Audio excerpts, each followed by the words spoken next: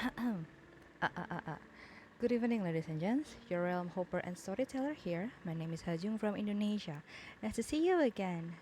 Tonight, we will play the demo of Death and Biology. It, from what I've heard, this is a mystery and fantasy visual novel game.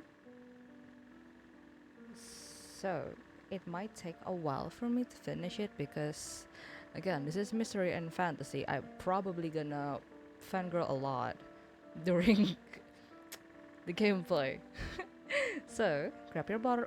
Pwah! Grab your water bottle, your snack, your meal. Don't forget to get comfy, and hopefully, we can craft an enjoyable moment together. How's everyone's Sunday? How are you, everybody? Ow, why are you bonking me, Kellen? Kellen, why are you telling me to stand up? I just started. What the hell? Hello, Deran. Hi, Kellen. Hello, Hyungnim. Hi, Mama. Hello, hello. Hi, everybody. Hello, hello.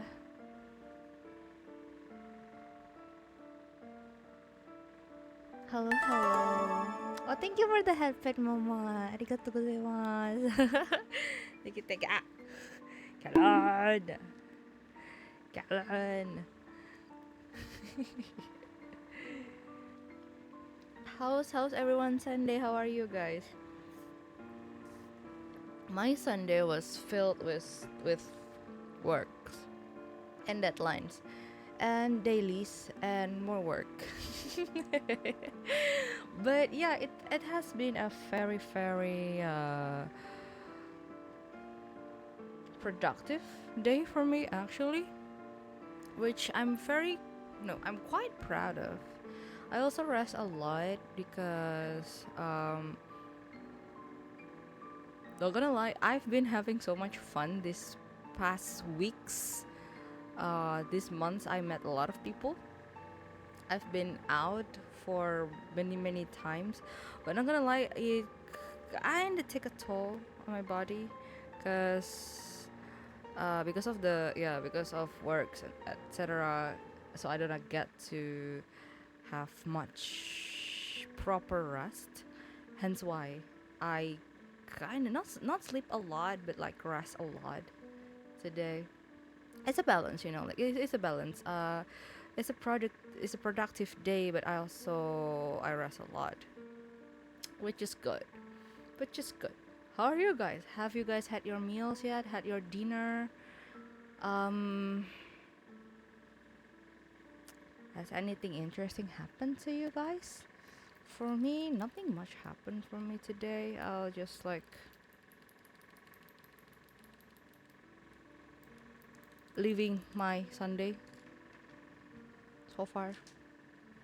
Yeah, yeah.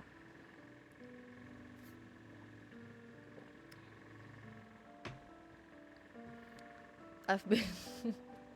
I have 2 glass of iced tea at the side of my desk because today's quite humid in my area. Strangely, no, it's actually not that strange because it has been it was quite cloudy today, like thick thick dark gray clouds hanging on the sky for hours, but there's no rain. There's no rain in my area for today. So that's probably why it's very humid.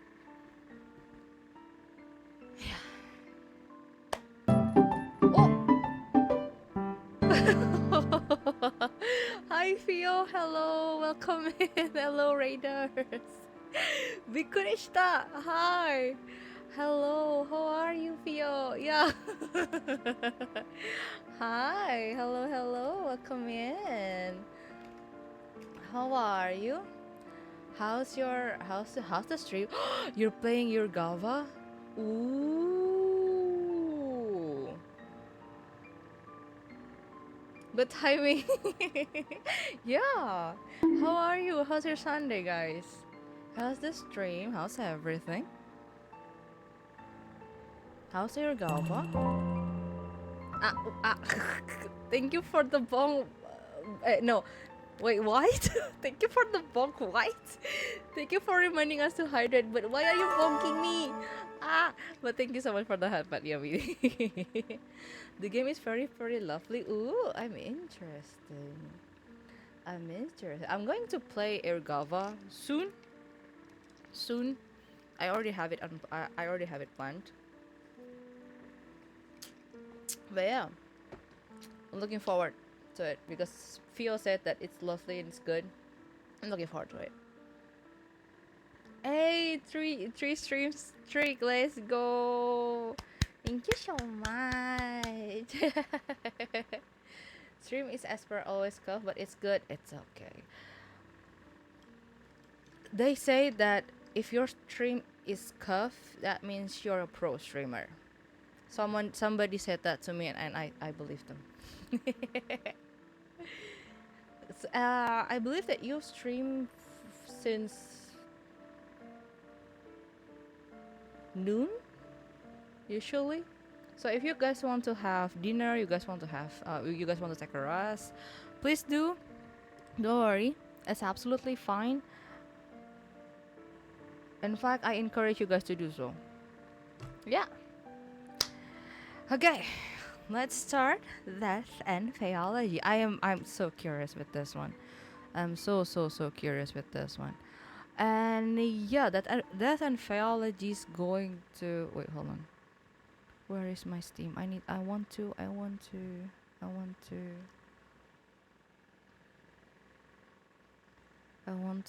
Ah, there we go.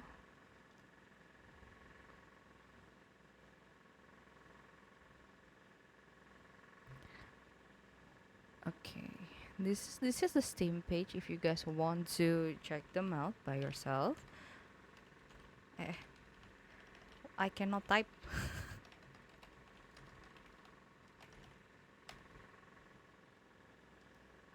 The release date still to be announced, but if you guys would love to check them out, I encourage you guys to do so. And most like what I from my I cannot speak. What am I about to say? From what I believe, they definitely gonna announce it on their social media, so I'm gonna put it on chat as well. The devs Mushroom.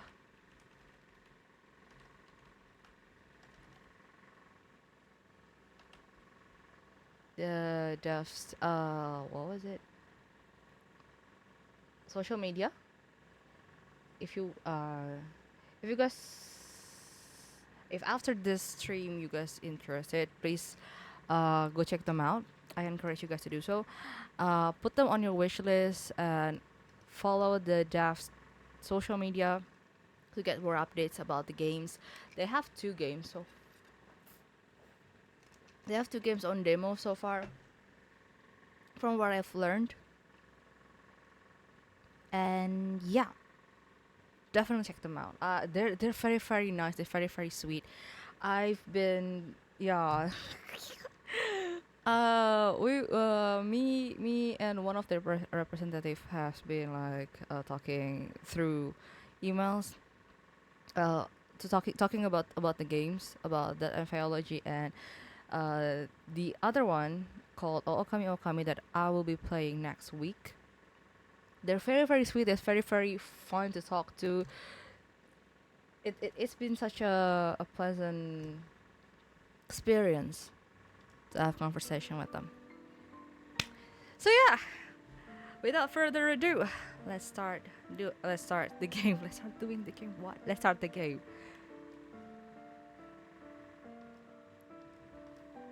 Can I change to this one? Oh, Kame my beloved. Wait, I think I saw Fio play that before. Right? I think so. I think so. Heh. I'm looking forward to that then. What is my name? My name is Hajung. Hajung desu. 하정입니다. 기마쇼. 기마쇼. Grading first year assignments can be such an exercise in patience. I ought to remind myself that philology is a relatively recent science, only a couple of decades old. This university, the only philology university in the whole country, was just finished being built in 1905. Oh. It is still barely acknowledged in the academic field. More importantly, I've got to keep in mind that children inherit their parents' prejudice and misconceptions. I don't know why my glasses is cloudy. Hold on. I need let me wipe this.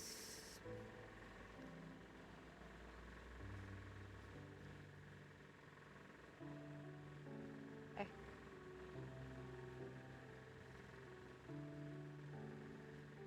Hold a moment. Because if I don't do that, I cannot see. I mean, I can see, but it's kind of blurry. Like my eyesight is not that bad, but it's yeah, janky. I think no. I think my eyesight just gotten worse recently. Cause yesterday when I go out, my eyes got tired extremely. Hence why I use I wear my glasses for the rest of the day. Anyway, I have my notes beside me as well, because this is mystery. It's needed. The human world has formed its own notion of fairies. Alas, I find myself unable to suppress a big sigh every time I read references to poisoned apples, ushering princesses into eternal sleep. A reference to the Cottingley fairies is one I can understand since it was quite the sensation not too long ago. Although it would be clear in the eyes of renowned philologists that the photographs are mere imitations. A pity that Sir Doyle was taken in by it. I ought to take a break.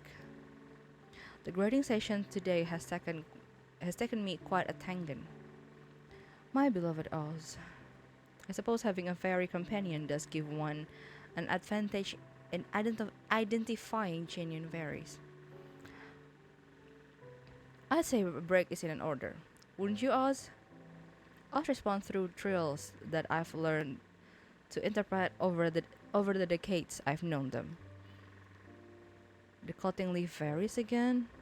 Yes, and Princess's eternal slumber due to poison apples. We don't care much for human princesses. But making poison apples is rather an easy feat. Shall I turn one of them into a tot in front of the whole class to show that Fey Fog is capable of more than that?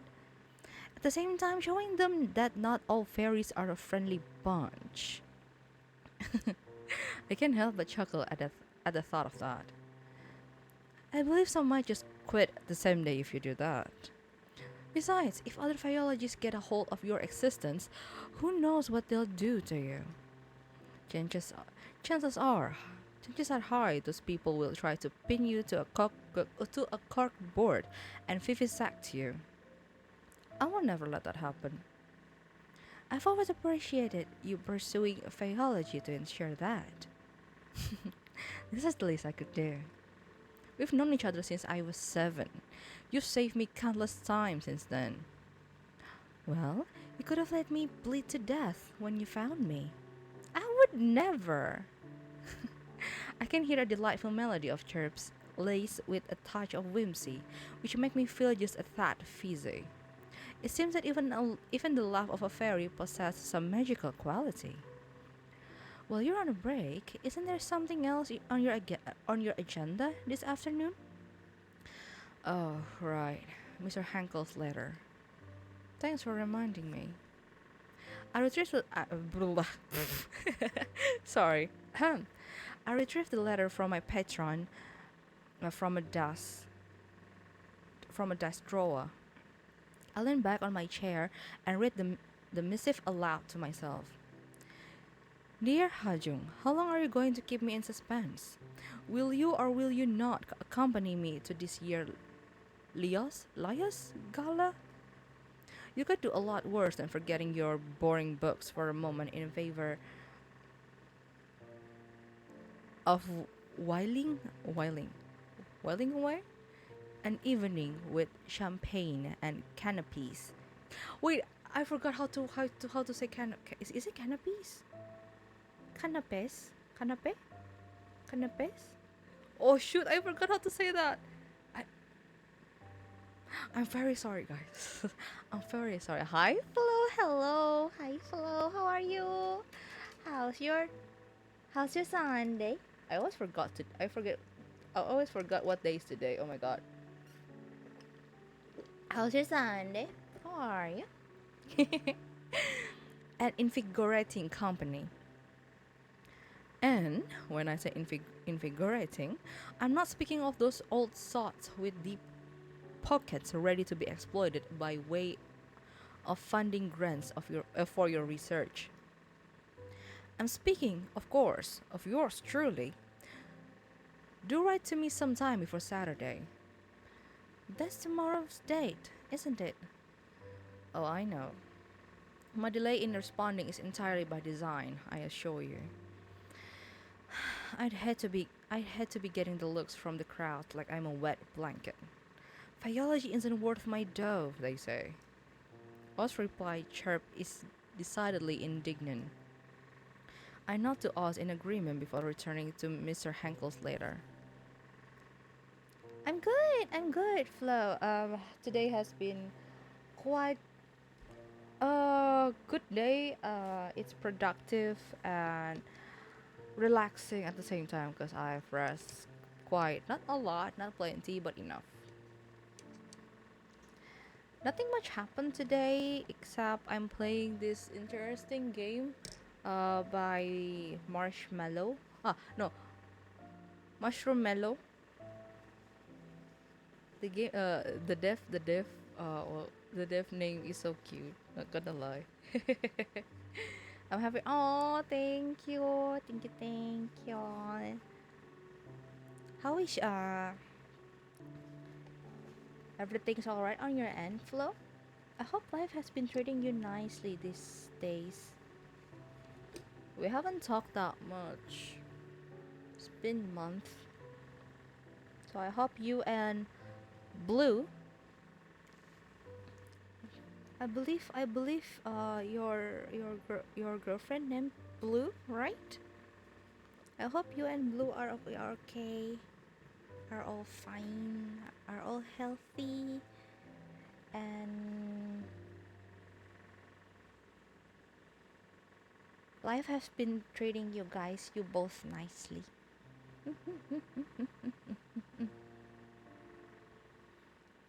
Right? It is a cute game. It is cute. It is a cute name, right? So the game is about I from what I've learned, this is a visual novel that combined mystery and fantasy. What Phyology. I don't search much about it because I want to uncover like what is it about, the kind of things. Hence why. Hence why we're gonna unfold it together. I've been tired, but I'm doing good. That's nice to hear. I hope you have a plenty rest after this, Flo. Have you had your meals yet? Oh no. Oh no. Please send my regrets to Blue. I hope Blue is fine. I'm giving half of my strength to Blue. Hi, Elliot.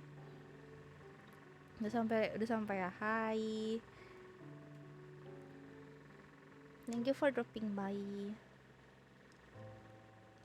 Don't forget dinner, guys.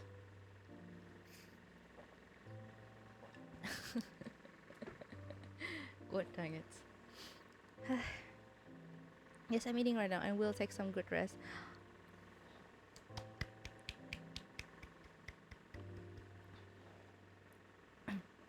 Yes, have plenty of. Why I cannot speak today? What the heck? What am I about to say? Oh yeah, have plenty rest, Flo. Have plenty and proper rest. It's needed. Is it? I don't know what's going on with me. But yeah, I cannot. I don't know why, but my mind has been elsewhere.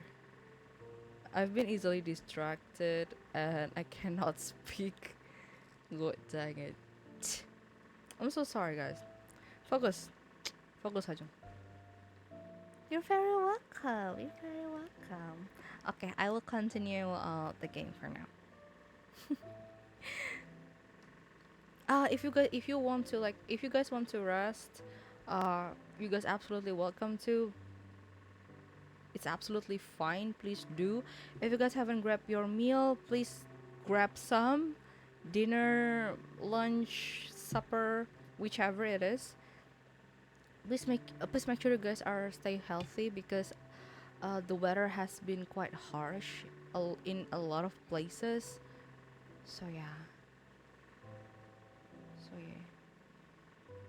Stay healthy, guys. Don't forget your vitamins and your what was it? Don't forget to eat fruits and veggies.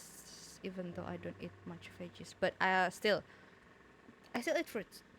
So yeah, please to eat fruits as well. Mm, mm, mm, mm. I'm gonna continue. In other in other news, I've heard that little Ruthie Blythe caused a minor ruckus in the city's hottest speakeasy.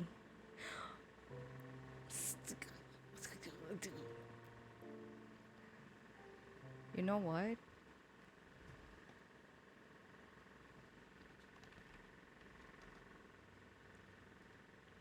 I'm gonna open.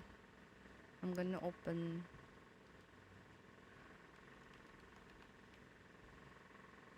How do you say speakeasy? Speakeasy. Ah, so it pronounced speakeasy. Okay, speakeasy. If your old friends Detective Krause hadn't been in the area at the time as well, who knows what could have happened?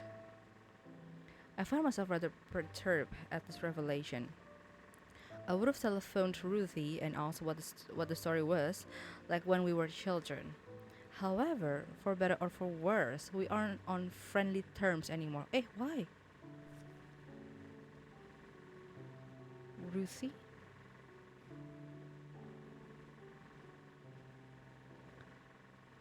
Ex-friend? Question mark?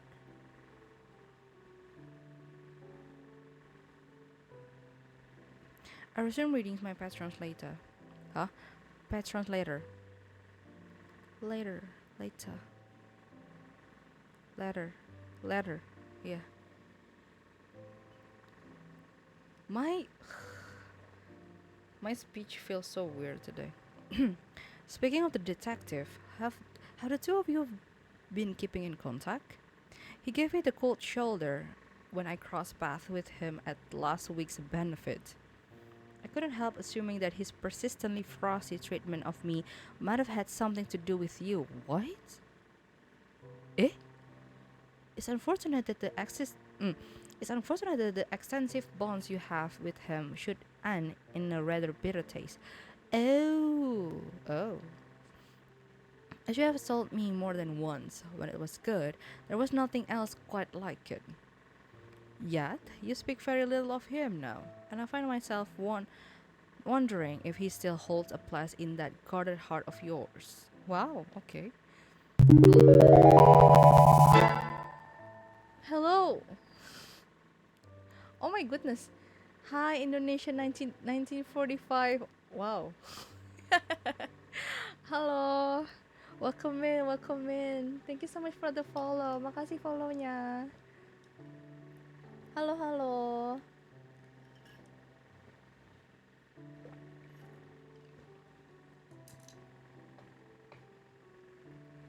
Makasih follow-nya.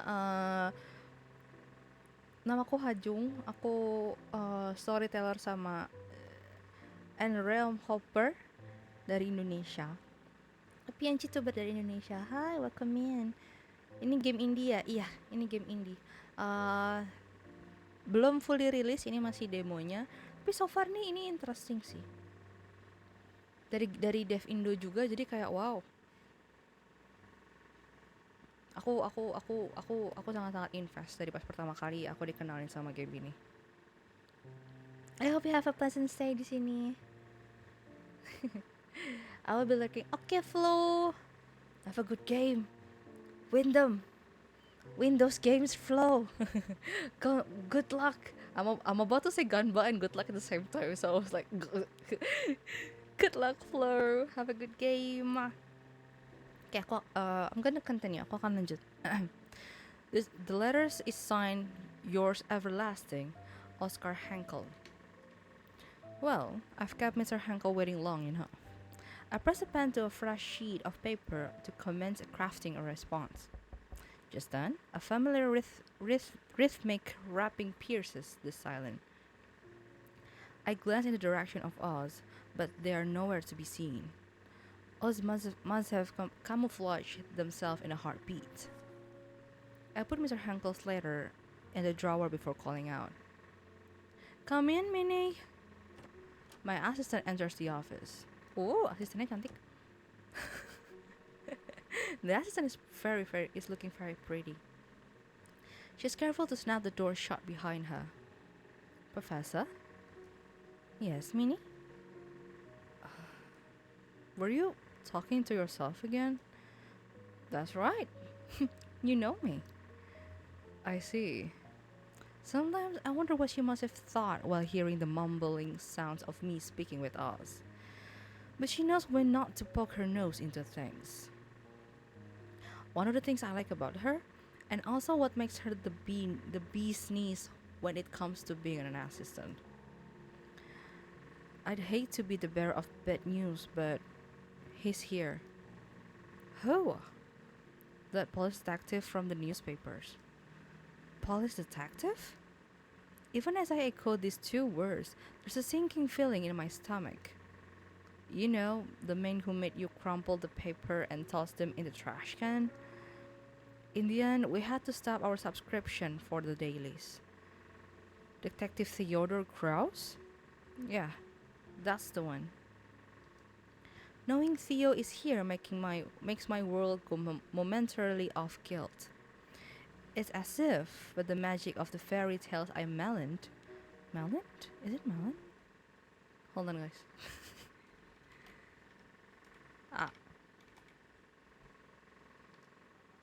Oh, malign. Okay. It's as if, by the magic of the fairy tales I maligned, the ink in my pet translator has manifested him into the reception area. Can you tell him I'm out delivering a lecture on the far side of campus or something? That depends. Is a lie like that going to deter this man? An astute question. She is truly wise beyond her years. Probably not. He'd happily traverse the entire campus just to torment me, I'm guessing. Alright, let him in. Halo, halo. Nyapo nalo. Ah. Can I call you nya? Halo Nyapo. Hi. 7 stream streak? Holy crap, Aliot. Wow. Thank you so much. Makasih udah sering nonton. Makasih udah sering tuning in.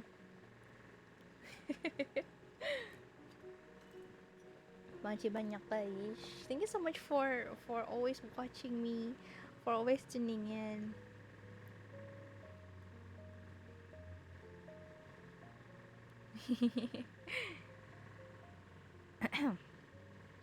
With a brisk nod, Minnie returned to the reception area. I barely have time for a steadying breath before Theo barged in. Oh my goodness, ouch! Kok aku dibong? Why? Theo dropped a box on my desk and then you bonked me. What's going on? Oh shoot, hold on. Hold on. Hold on. Hold on. Mana sih?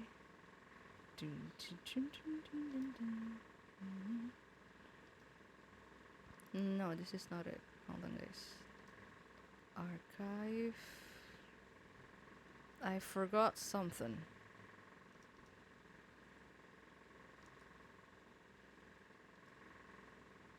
Oh, okay, it's just this one. And then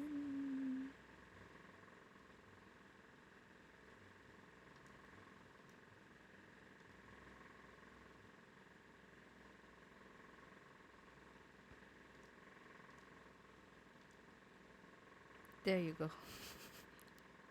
I thought I've changed this. Turns out I haven't. God dang it. Oh no. Is this much fine? I don't think it's fine. Okay. There you go. Hajong. Dasar hajong. Okay. He drops a box on my desk right off the bat. What is this? Why is he in my office? Well, look who the cat dragged in. Not even a how do you do? What? Do nice days suddenly mean something to you? I seem to recall you packing your bag and moving out without so much as a goodbye. There was no one to say goodbye to. Didn't you find out I left only a few days later? At least it made it easier for you to leave, didn't it? There's a thing there is a tinge of hurt in his voice that I'm only able to pick up because we lived together for several months. So there is something between my character and Theodore. Hmm. As my mouth struggles to catch the words hanging in the air, I feel the piercing, icy silence creeping in. I ought to break the silence before I freeze. What's in the box? He lets out a deep sigh that rather sounds like a relief. Your things that somehow you didn't take with you when you left.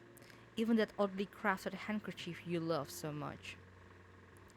That handkerchief was a gift for you! I see the corner of his mouth twitch. He's like, oh god, hold on.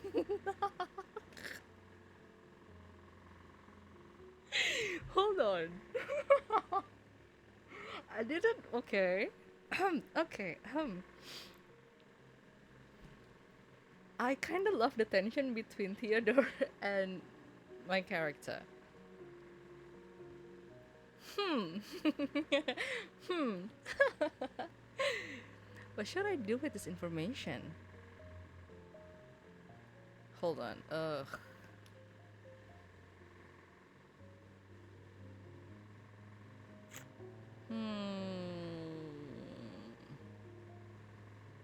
I kinda wonder like how would my character respond in disbelief? Like what kind of response will it be? So let's do that for now. I don't believe you. I declare my disbelief while crossing my arms. He stares at me impassively, then scantly shrugs in acquiescence. Well, you saw right through me. There's no way those things would fit into this box. I threw all of it away right after you vanished. He says with a subtle squint in his left eye, another lying tale of his. I can't help but sigh at his antics. Of course you did. So what's really in the box? Wanna take a guess? Not gonna lie, Theodore looked handsome. Anyway, I do have an idea. Knowing him, he'd sooner face the whole Al Capone gang by himself and take their bullets before coming to visit me. This must be way more important than our poignant history. Cast evidence? I've seen boxes like this one before, but never one quite so large. It's a really big case, isn't it? He nods. The biggest of my career. And to come to me of all people, you must be at your wits' end about this. He looks away as if trying to hide how galling the circumstances at hand are. Truth to be told, I'd rather face the whole Al Capone gang and take their bullets than have to see you again. Really? Sure. Sure. Gee, that stings a little. So why would you hold on a minute. You think this has some sort of connection with this you think this has some sort of connections to fairies? He flicks his tongue in exasperation. Oh my, it seems I've hit the bullseye. We stopped talking about fairies at some point when we were still together. Those talks always led to a heated discussion and then into arguments because nothing I could say could change his skepticism toward mystical beings. This is certainly the chance to tease him about it, though it might be unwise considering the emotional peril he must have gone through to get here. What should I do next? Tease him lah. Me being a brat, I would tease the hell out of him, bro. Like, why not? Right? I should. I should. But, I mean, my character already like warned about his emotional peril. So, and this is a mysterious case. As much as I want to tease him, probably wise for me to stay professional for now. For now, if I have another chance to tease him, I would. Ask more about his thoughts. I know this must be hard for you, but I can help if you don't say anything. He sighed. You're right. As difficult as it is to admit, the things you've told me before about fairies and whatnot might have helped to make sense of this case. But I have to say, for the sake of my sanity, I still don't believe they exist. Fair enough. He appears pleasantly surprised by my answer, as though he was expecting a quarrel right around the corner. Brah! Little did he know, I've learned that it's moot to try to explain the otherworldly beings to him. So what makes this case so significant? Why do you think it relates to fairies? Are you even allowed to tell me? I hear the sound of a chuckle under the breath like a bolt from the blue. For a brief moment, his gaze on mine seems to revert on how it used to be. Omo! The gaze though! Omo, omo, omo, omo. Good sir, oh my god. Until the seriousness returns to his face. First thing first, since I am leading the investigation, I do have some discretion on what details to divulge and to whom. That is, if the confidant can bring value to the investigation. And I've known you for a fact that you can be discreet. Still, I must ask your sworn secrecy on this matter. You got it. So tell me about this case. Why does it seem to be of paramount importance? It's a multiple murder case, potentially perpetrated by a single culprit. The victims are chiefly middle-aged women residing north of the city. City. They are from old money families, the types that make regular appearances at high society events. I see. No wonder you're all tense up. You're telling me Shift took me off every other case and insists I put all my time and effort into this. It's only a matter of time until the press catches wind and makes a circus of everything. And with some of the victim's peculiar manners of death, he paused. This is where the fairies came in? He suddenly stares and then sighs. I swear I must be losing my mind. You've got this. Now he drowns. Now he draws in a long, deep breath. Three of the victims had a manner of death that the unit has never seen or heard of before. The strange, the strangest, the strangest case is the one where the body seemingly hardened into bony tissue overnight. Hold on, let me write this down.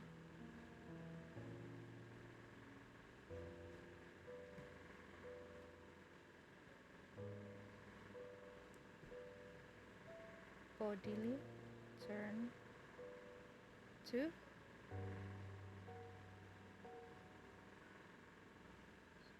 overnight.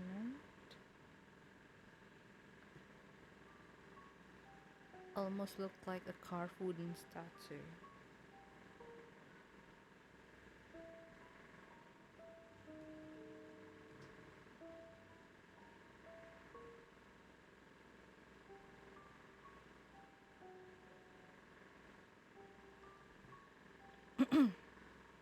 Oh, I've heard of something like that before. Of course you have. I frown at him. Don't start now. He cleared his throat abashedly.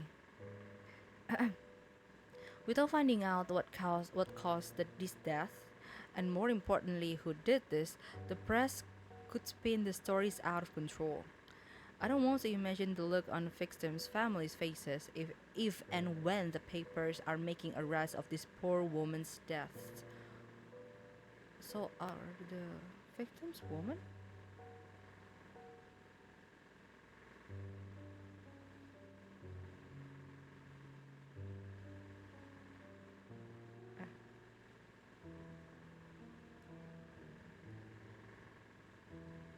Besides, what kind of depraved sick bastard goes around murdering women in such a way?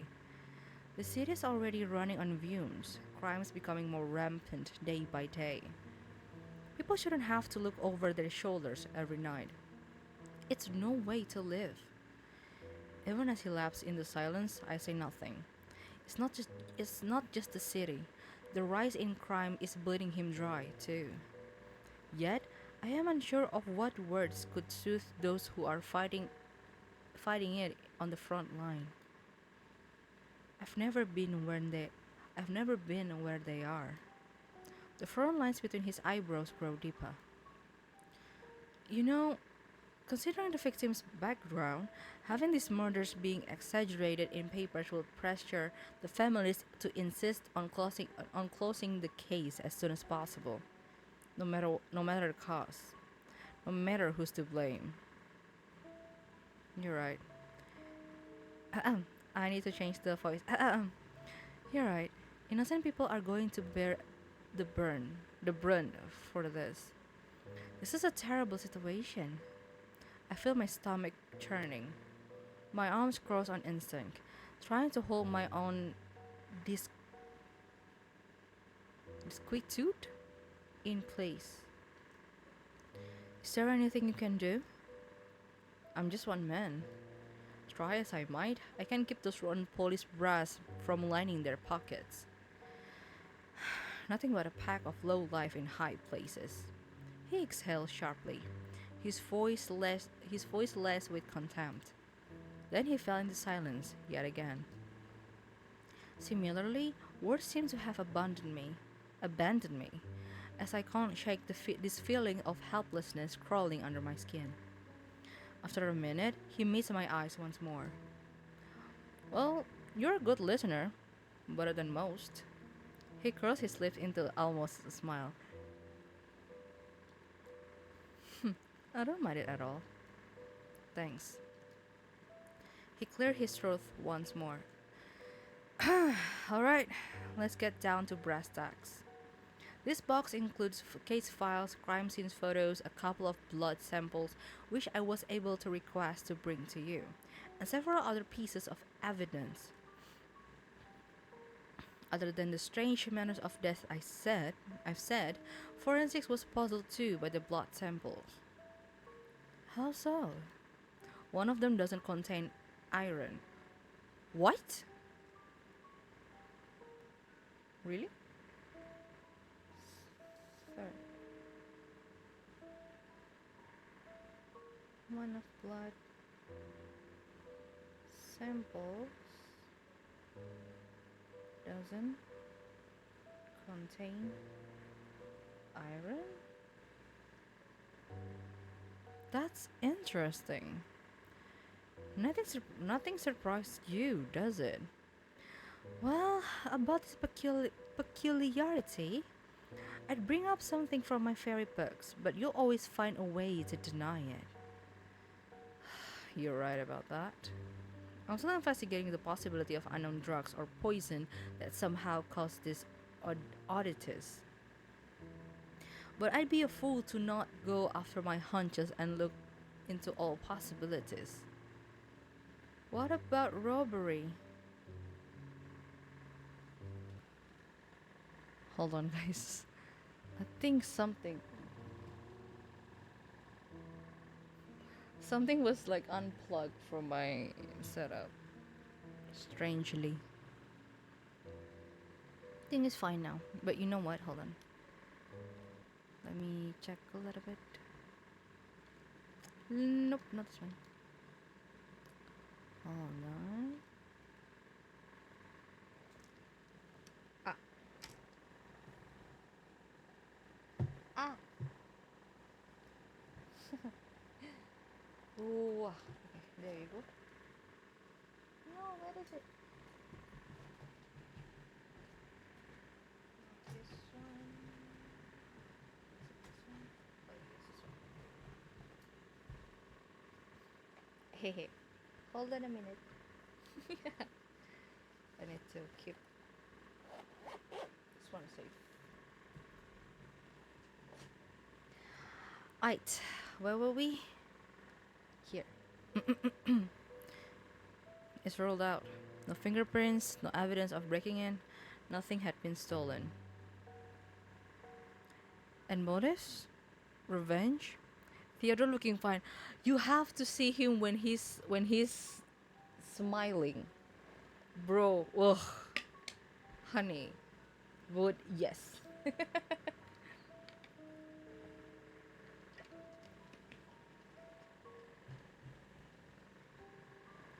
We're still interviewing the city elites, looking for the possible motives. But it takes time. You know how it is. Yes, yes, of course. They're very busy. Would not, Darren. If you say would, I will be agree with you. Yes, of course. They're very busy. Speaking of city elites, I know people who can be very helpful in getting some inside information. His expression turned sour at full tilt. Who? That man? I said people. But yes, that man will be particularly helpful in this matter. He scoffed brazenly and doesn't even try to hide it. Even at the first meeting with Mr. Henkel, there was some inexplicable tension between the two. Theo said something about Mr. Henkel feeling off and always hated it whenever I had something to do with him. So it might just be jealousy in disguise. You know I'm right. Even if he's barely in the newspapers, he's most likely at the pinnacle of high society. And I don't think he'll mind if I ask him a few things about this. Why, of course. He's always got a soft spot for you. Hell, he's probably carrying a torch for you for a long time, judging by the way he follows you everywhere. Well, he happened to be interested in biology and has a lot of money to allow its development. Look at you, all ready to defend him. What? Are you to an item now? I might have steered this reunion right back to where we were months ago by bringing up Mr. Henkel. But it was necessary to mention him. I don't know anybody else who would have that much information about high society. Besides, there has never really been anything, even if we did go to fundraising events together from time to time. It was strictly business. Yet again, Theo seems to lose his reason whenever we talk about Mr. Henkel. I don't have the time or the energy to argue with him. What should I do? Wait, this one's kinda like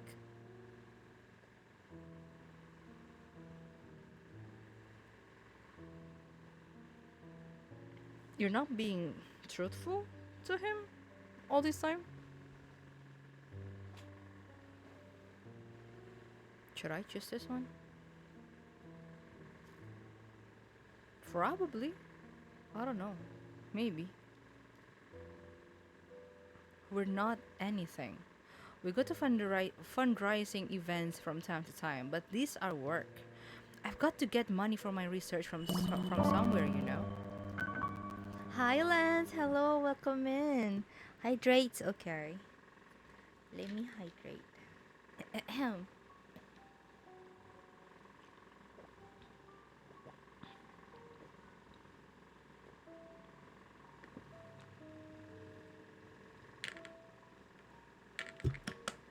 Thank you so much for the reminder. A reminder for everyone as well. Don't forget to hydrate, guys. Drink, yes. Drink. Sip your beverages, guys. He gives me a dirty look. Sure, I believe you. No, he doesn't. Besides, what I do with him is none of your beeswax. His voice becomes even more irritated. That's right, it's not my concern. Do whatever you want with him. Just make sure he can keep his mouth shut about this case. I can't help but groan at this turn of events. I will. Eh?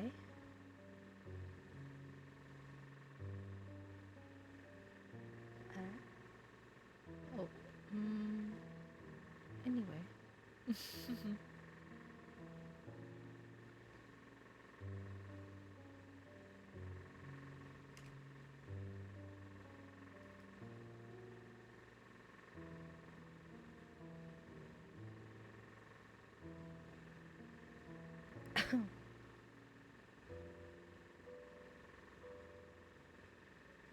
Right. Well, we're on the subject of useful allies. You mentioned before about blood that doesn't contain iron. I can take the blood samples to the university's chemist. She's good at what she does. And she's from a rich family. She might know some of the victims or their families, at least. Hmm, I'll trust your judgment. I take it this is you agreeing to help with the case? That's right. These are lives at stake. He let out a soft smile, as though in quiet agreement in what I said. Is Youngnim around? Getty Getty. Youngnim, look at this. Look at this guy. Look at this guy with his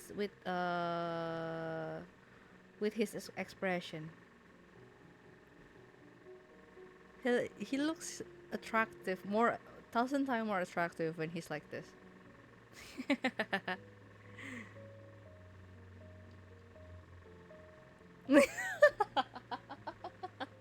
Right? Thank you. Uh, okay. Preferences. We all have our preferences. Sure. Yeah. Well, if you think it would be helpful, you can even ask the people you mention what they know using the evidence items. But the case files are for your eyes only. Understood. He has fallen silent somehow, leaving an uncomfortable hush in the air once more. Suddenly, a realization comes to mind. Does this mean you'd be willing to hear about fairies? About philology? That depends. If this was indeed fairy doing, and if through your investigation you can provide solid theories on three things: the culprit, their methods of murder, and their motives, supported by evidence, of course. I'm sticking with the idea that there's a logical explanation, an earthly one, for now. Fair enough. Also, guys, 1 hour mark. Don't forget to hydrate. Unshrim, stretch, everybody. And if you guys have munchies with you, have some munchies. Have some meal, supper, anything. Keep your belly full. Unshrim, yeah, I should unshrim as well. Hold on.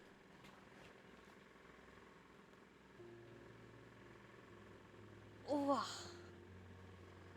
1, 2, 1, 2. All right.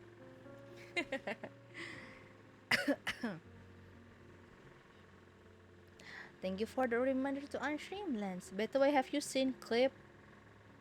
Which clip? Which clip? The one that you tagged me and server? No, I haven't. No, I haven't. Wait, I need to see. This guy, I swear, he loves so much. For the love of God, my goodness, I haven't seen the clip. I will see it after the stream. I redeemed on stream earlier, and you know on stream. It's the stream just start. I just sit down. Okay, fine. Double on stream for Hyungnim. Oh, okay. Double on stream. Right. Excuses? No, it's not excuses. What do you mean? Okay.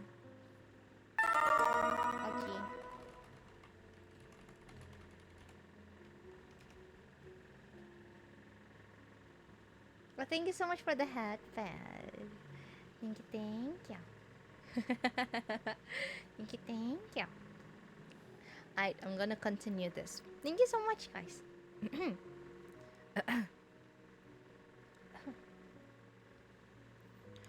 I'd wager that we have approximately 24 hours to get some sort of answer. An answer that makes sense. I can feel the papers are close to getting the story. While you're while you investigate blah, while you're investigating this lead, I'll look further into unusual drugs and poisons. How about it, biologists? Do you dare to take on this challenge? Do I?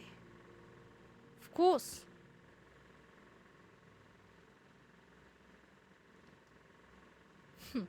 Bring it on, detective. Oh, I love the tension between them, guys. Ah. I love the tension between them. I love this kind of banter. Like they both know they have values, and they're like challenging each other because they both know the other have values as well. You know that kind of things. You know, I love that. I love that very much. I love that so very much.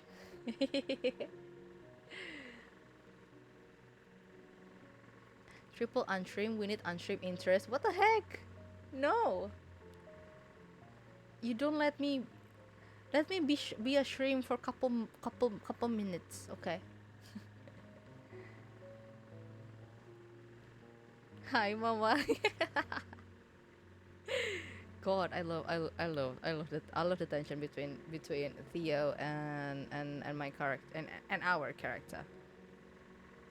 Oof, the smile. Oof, my goodness. This brings a grin to his almost consistent brooding expression. Good. If you need anything from me, just ring me. Aye, sir. Wah! Wah! Wait, stop. Hajung, stop. Focus. Hajung, no.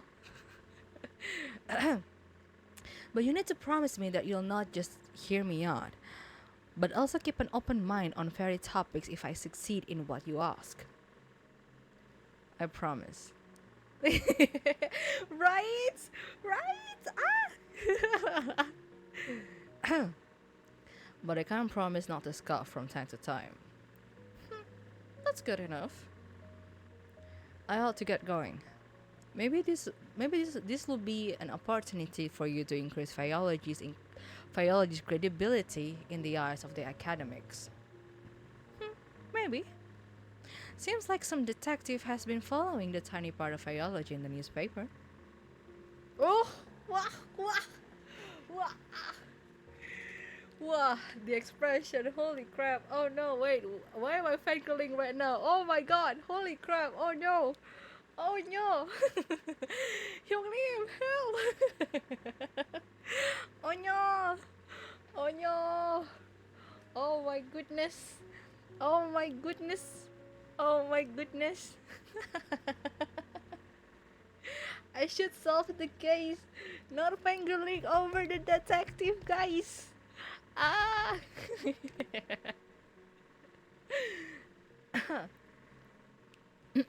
Whew. Says you. The one who had to stop the daily paper subscription just because some detective kept getting the headlines. How do you. Before I could finish, he had walked towards the door and opened it. See you tomorrow around the same time. I hear the door closed. Hey! I exclaimed with a hint of frustration. After some thought, I realized that he must have noticed the missing newspaper on my desk and my assistant's. Reading papers was part of my daily routine when we were together. I can only shake my head in disbelief. He hasn't changed much either. Oh! As I'm reminiscing about a few moments of our past relationship, Oz reveals themselves again, now that we're all alone. That was quite a reunion. That was quite a reunion. It was quite a reunion indeed. He hasn't changed at all, has he? I suppose. Although, you don't have an obligation to help him. I know. But I've already agreed. Very well. Just don't overwork yourself. Yeah. Thanks, Oz. I find myself slowly drifting into thoughts. A victim's manner of death, hardening into bony tissue, could be one of the fairy curses, ossification. If only I could ask Oz whether a fairy was behind this, and which one, but it is not that simple. Even if they are my longtime companion, fairies have their own rules about exchanging favors, and they are secretive about their land too. A favor like that doesn't come cheap. At least I'm stocked up on milk and honey for small requests. Mythical, hello, welcome in. Hi. How are you? How's your Sunday? Had your meals yet?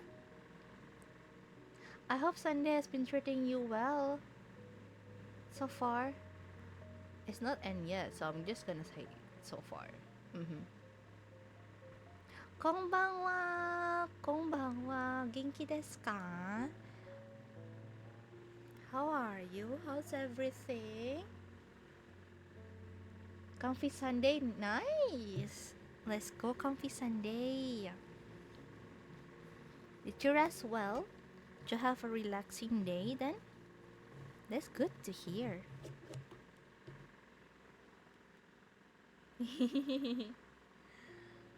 My Sunday is quite balanced in my opinion. I am productive but also taking quite enough rest here and there. So it's all good. My Sunday is balanced, if I may say. So you slept a lot? Nice. I also slept quite a few times, which is good. which is good.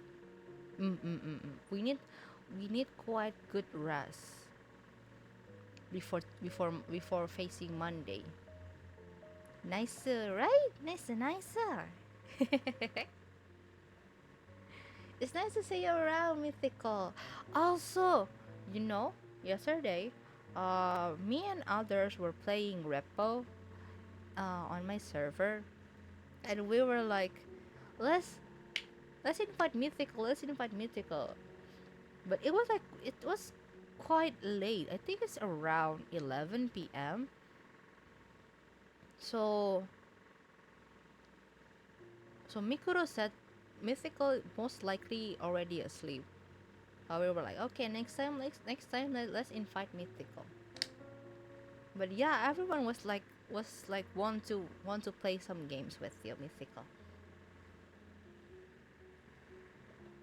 Next time we definitely gonna invite you.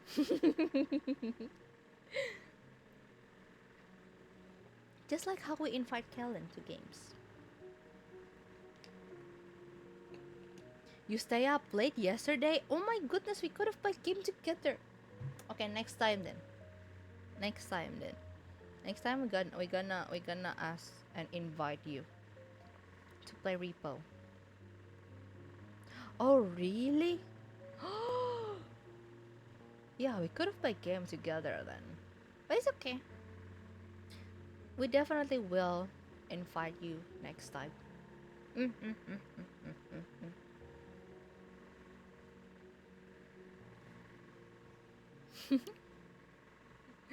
Yesterday Repo was so much fun. Was so chaotic because like the whole gang was there. Gang? The whole chaotic team was there. The source of chaos. Yeah. Definitely. Next time if we, well, actually the thing is, we usually play games like in server like abruptly. So maybe next time when it happened, um, maybe we're gonna like ask you first, like if you're available or not on that time. But definitely gonna invite you because we miss playing with you. Mm. Sounds like you had a chaotic time. Yes, yes, it was quite chaotic and it was so much fun. After like what, like I think it's been like so long, like 2 months since the last time we played together. So yeah, it was so much fun. Yeah, yeah, yeah. It happened a lot like that in playing games with friends, just like having the time of our life for a couple hours. Yeah. But yeah, next time definitely we're gonna ask you if you're available. Hello, Panda. Welcome in. Welcome in. Hello. How are you? How's your Sunday? How's Sunday has been treating you so far? How's everything? Okay. Okay, mythical. Yeah, I miss playing. I miss playing with these guys. It was chaotic, but that's what I miss about it. God, it was so much fun. All right, I'm gonna continue. Speaking of requests, I should get started on a reply to my pet translator. For some reason, he seems to be more insistent this time that I come with him to the gala. I retrieve a paper and a pen, and I mumble to myself as I write. Dear Mr. Henkel, I hope your recent forays into high society have proven more fruitful than they have in. Should I be hyperbolic? No, be realistic. More fruitful than they have in the half a decade or so you've been alive. Sorry guys. Believe it or not, I have been considering whether the merits of trying to impress the wealthiest folk of the city outweigh the obvious indignities. You first brought up the possibility of my accompanying you to the annual Lias Gala a couple of months ago, and I'm still weighing my weighing. Suddenly, I cannot English. Hold on, guys.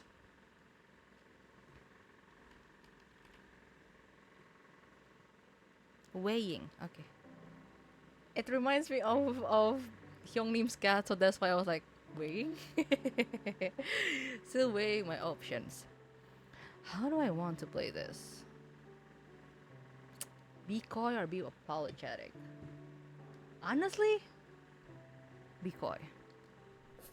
Chaos is fun. Yeah, chaos is fun. I always enjoy chaos. Unorganized chaos, most likely. But yeah, I do enjoy chaos.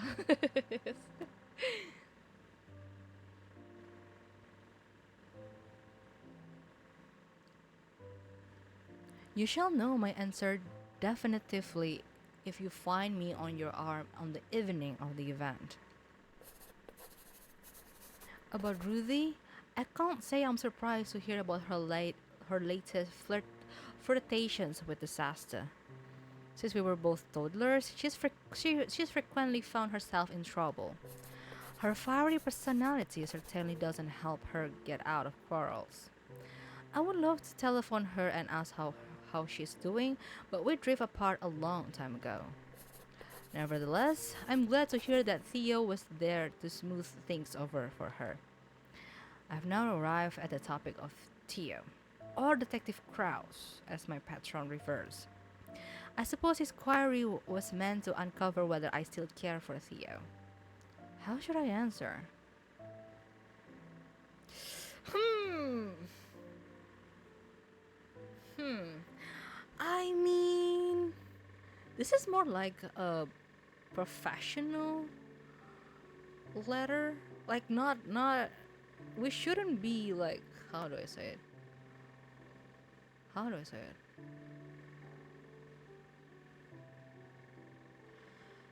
We shouldn't be too emotionally involved, right? When we're writing such letter. So I think it would be wise for us to choose this one.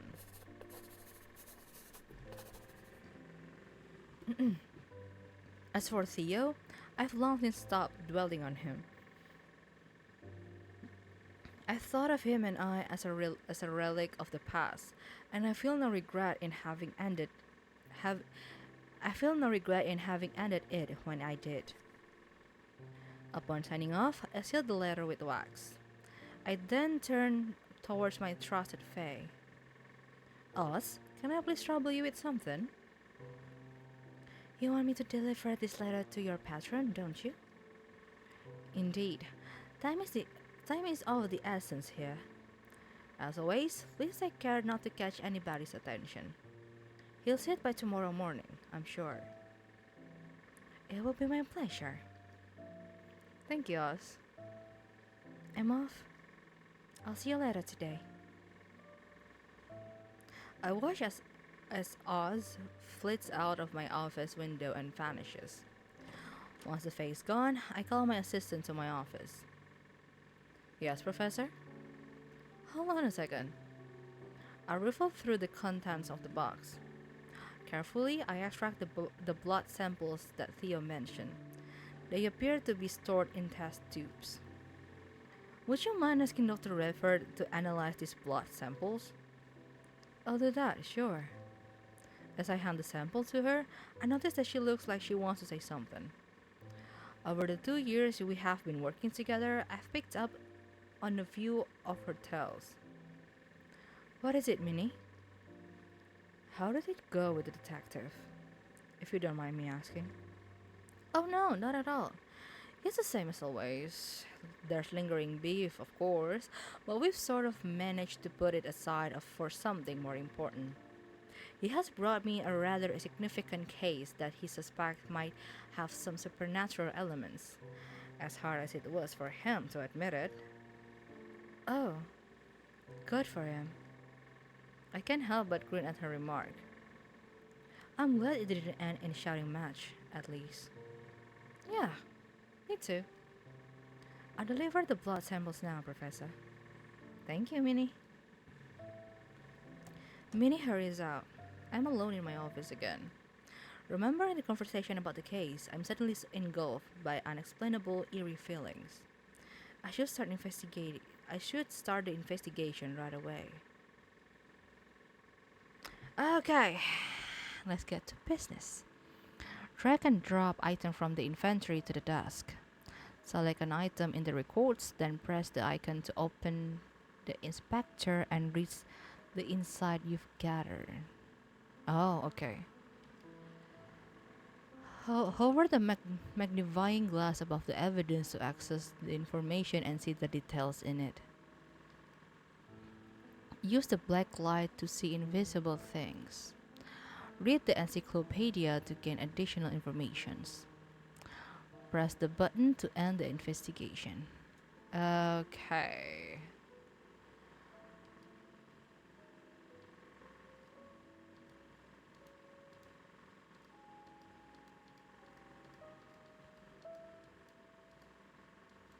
Wait, what?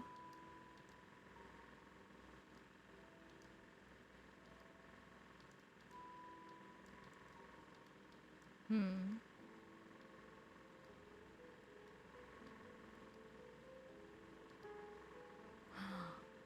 Oh, wait, hold on. I think I know what I should do.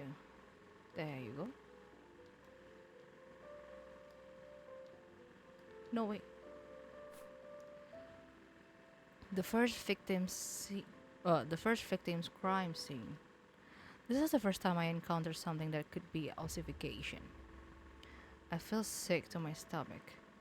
No one deserves to die like this. Hmm?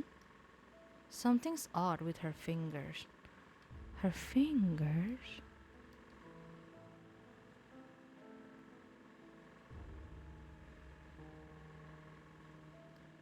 One, two, three, four. Like, what is this little dot here? Is what I'm wondering. I need to get more closer looks. Ugh. Can we zoom in? We cannot.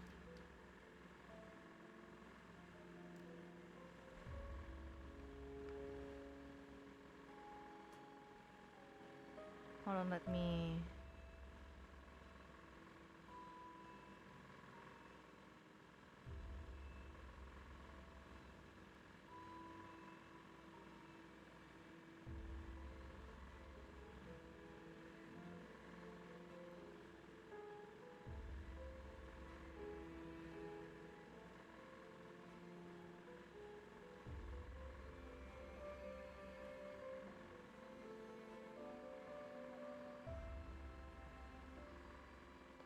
I'm sorry for being quiet. I'm trying to list the clues.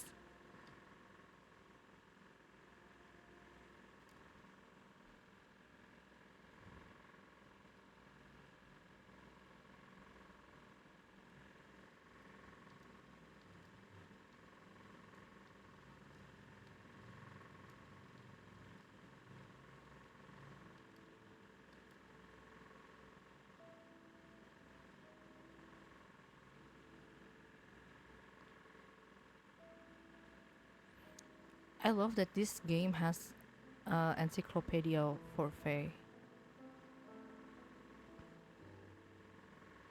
Do we have this in real world?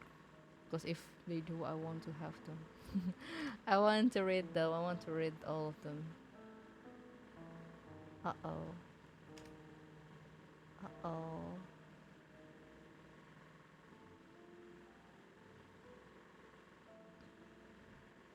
Hold on. Is my stream working fine?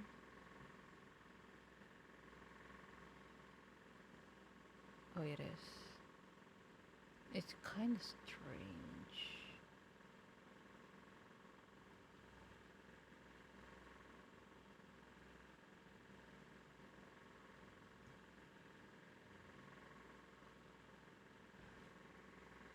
Probably my connections. Probably my Wi-Fi connections. Anyway.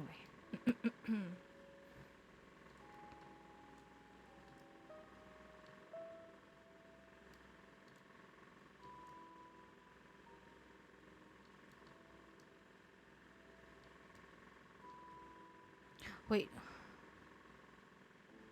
Hold on, hold on. Drag and drop.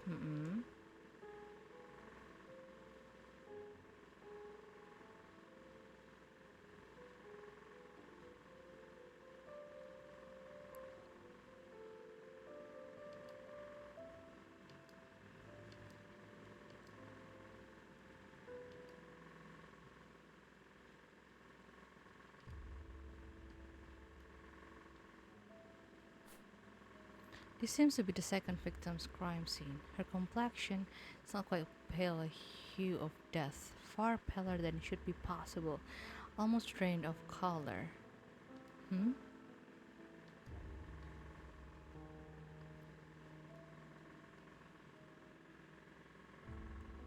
Her finger wanted. Wait! Did they actually have like 6 fingers? 1, 2, 3, 4, 5, 6. Hold on. Huh? Wait, what? Wait, pause. Wait, what? Ah, aduh. I need to sit. I need to sit biga. Stop. Stop it.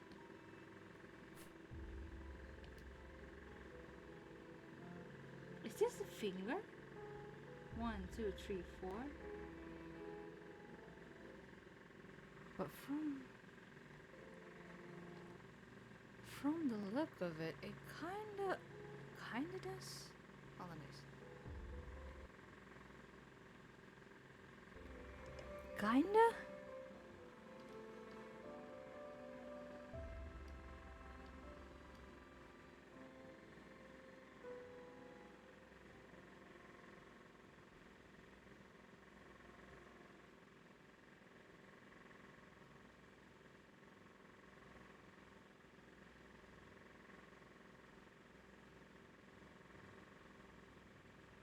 Rather than normal corpse, something off with the finger.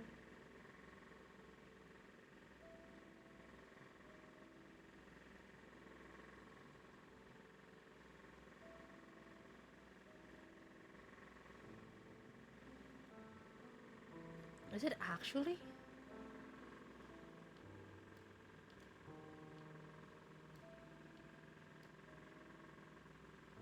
Now this one is kinda, I mean like, it's a third victim's crime scene. A finger, I've seen corpse before, but never like this. There's another strange thing about her finger.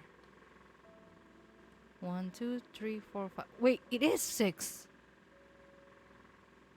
It is 6. What? Pause, wait, what? Duh, mataku, oh my god. 1, 2, 3, 4. And I think all left hand has 6 fingers.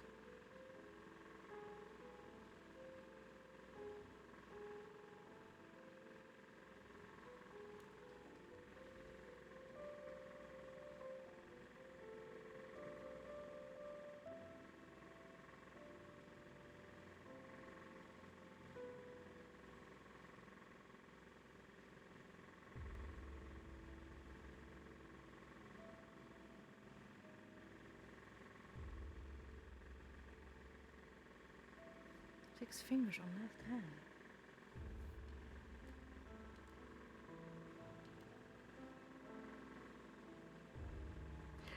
Gak gitu konsepnya yung Nib. It doesn't work like that. No, it's not. It's not. It's nothing to be envious about. No. No, it's not. What the heck? Oh my god. Hold on, guys.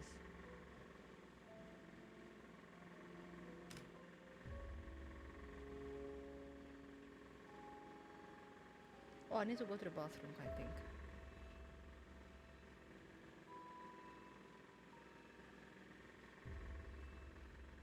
Hold on, let me.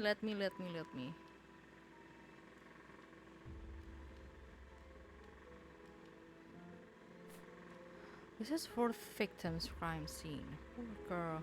It's a cruel thing to see youth being stolen so abruptly. And she doesn't mention anything about her fingers because this one shows only her right fingers. But something seems off with the something she drinks. I need to go to the. I need to be right back. I think. Hold on. Fourth crime scene. Right hand looks normal. Something in her drink? Question mark?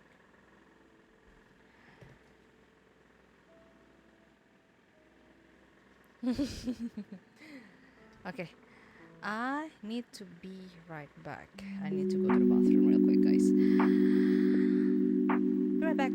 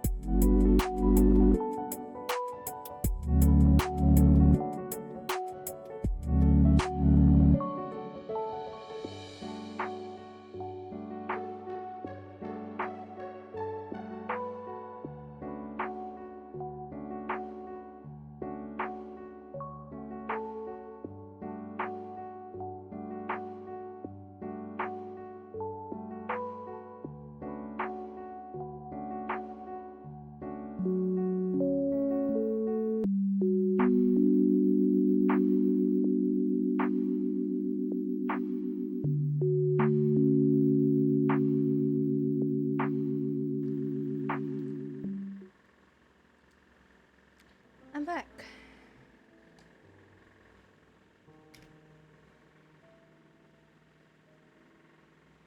Okay. I drink I drink too much of the iced tea. That's why I go to the bathroom.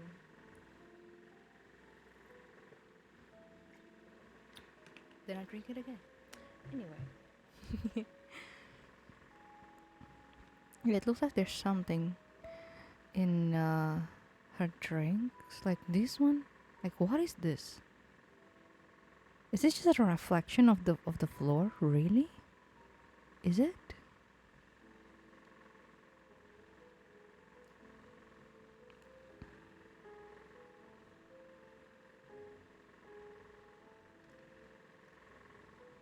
I wonder. Just wondering.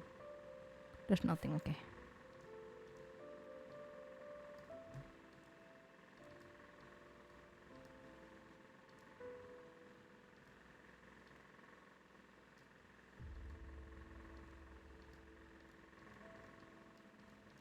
Wait. Yeah, again, how do you open that? No, stop. Hold on. So drag and drop, yes. Select an items in records. Oh, I see. Okay.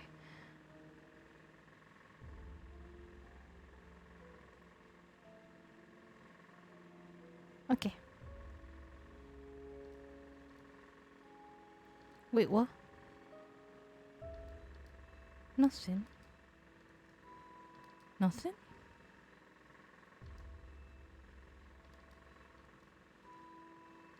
Nothing yet?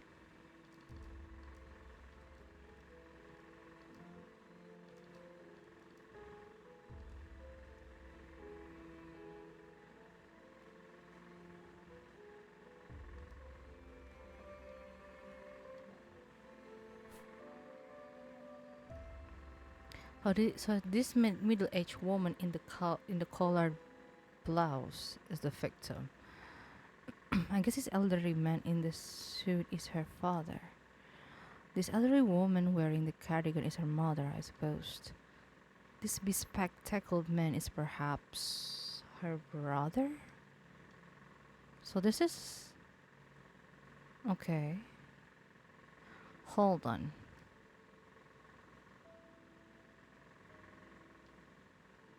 This is hers? Oh, the difference though.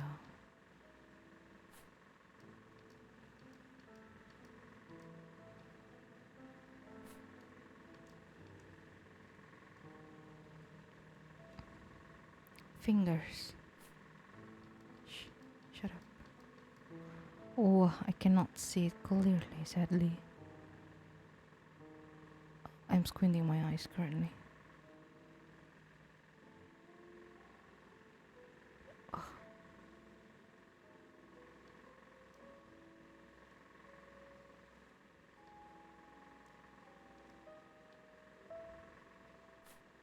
So this middle-aged woman is the with the pearls is the victim of this one, okay? I guess this elderly man with his facial hair is her father. This elderly woman with the fur color is her mother, I suppose. This other woman in the darker suit may be her brother. Okay. This is the second one.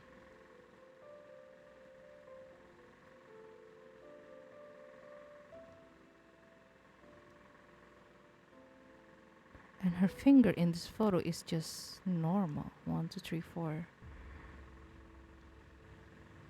While this one has 6 fingers. Huh?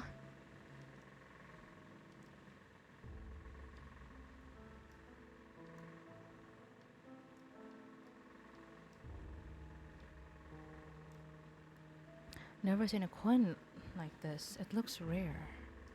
It does.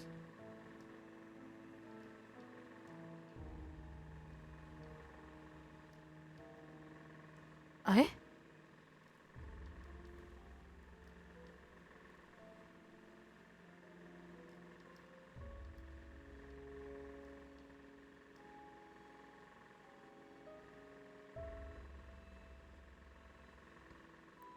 Hello, pickle idol. Hi. It like Conan things? Most likely, yeah. Well, you have to like how do I say it? You have to solve a case. And this is what this is the what you get from Theodore, the detective who worked on this case. The thing is, why is this one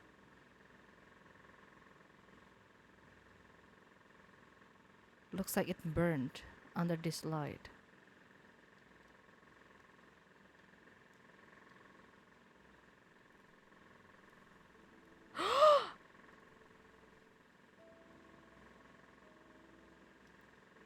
Oh, what?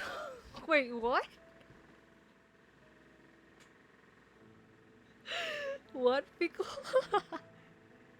Wait, this is the first time I've been called with that. Wait, what? Oh my god. I called. I, no, gonna lie, you got me flustered. It's more like me being like goofy and like cheery personality to me being quite serious kind of things. Yeah. My tone just shifts. Depends on what I'm talking about. And depends on who am I talking to. But hi, yeah, nice to meet you. I forgot what I'm about to say. My name is Hajung. I'm a storyteller and realm hopper from Indonesia. Hi, welcome in, welcome in. I hope you have a pleasant stay. Indonesian? You're Indonesian? Orang Indo kah? Halo. Kaget loh. Tiba-tiba dibilang kaget loh. Thank you. Thank you. You are? Hi. Salam kenal, salam kenal. Aku Hajung. Halo. Okay. Aku lanjut ya. I'm gonna continue the game. I've seen this before. This is parasitic Fae. A failed transformation magic?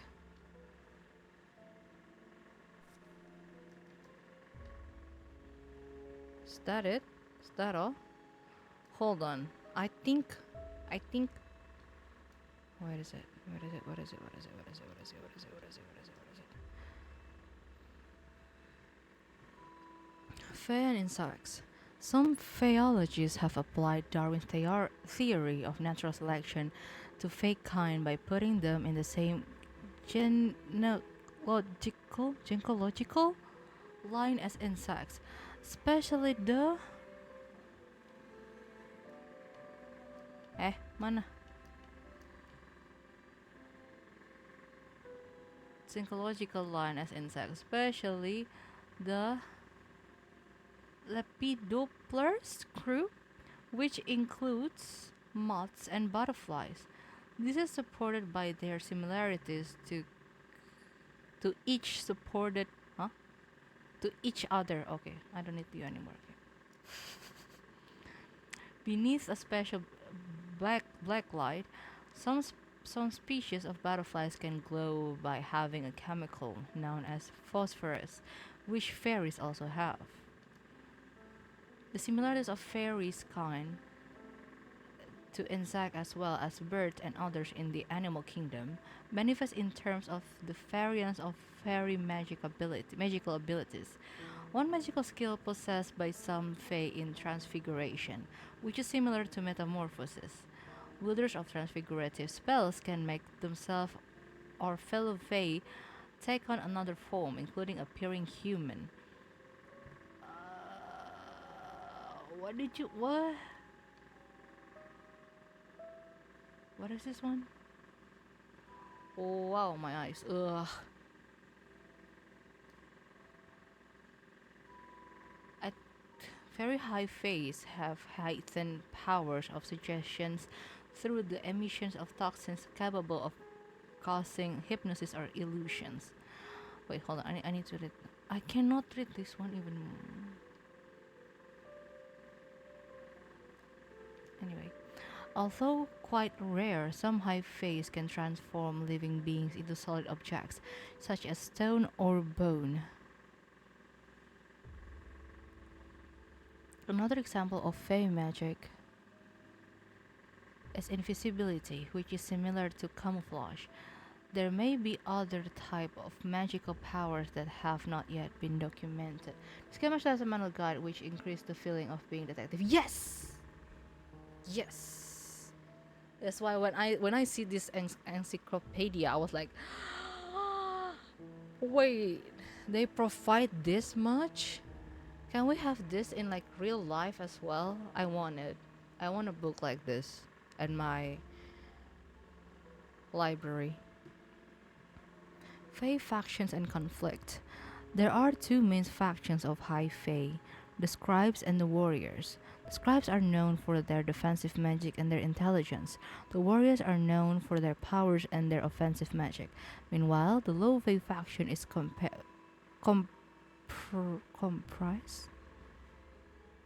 compared of Faes, compare? No, comprised, right? It's comprised. You will see me going back and forth.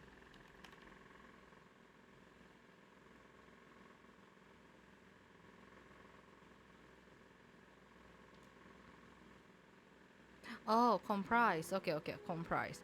Comprised of Fae with limited parasitic magic. They are widely maligned, spacious, that like to consume humans' blood, hormones, and even souls. Huh. The history of Fae class conflict is not very well documented. It appears that there are quarrels between these factions, as there is a certain level of disclaim for other faction. However, disputes also occur between fairies of the same faction. Nonetheless, both factions of High Fae deem parasites despicable low. Huh? Deems? I think it's deem, right? Despicable low Fae due to the limited and parasitic nature of their magic. Okay. Blacklight. All fairy kind seem to be weak against iron, although a small amount of iron, such as in meat or blood, does not seem to ward off fairies. Historically, cold iron was often forged as weapons and used to repel fairy magic. The intricate use of iron, combined with physics and chemistry, is applied by phyologists to develop a special black light to detect and distinguish the magical essence of the three main types of fae.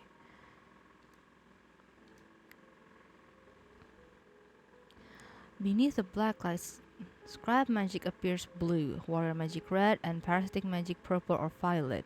Sustained black light illumination on an object imbued with fairy magic may reveal intricate details of certain complex spell. Interesting. So scribe magic appears blue.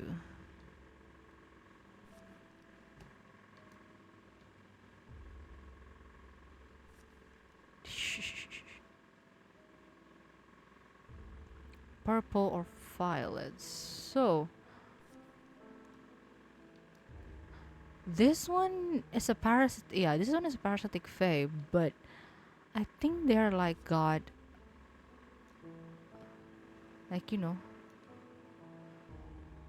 attacked by a warrior faction.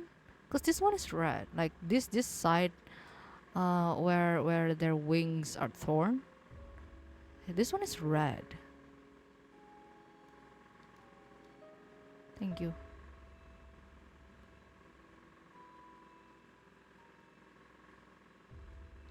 Scale of values. Well, I wish we have this in like real world. I would love to have this. Scribe fairies.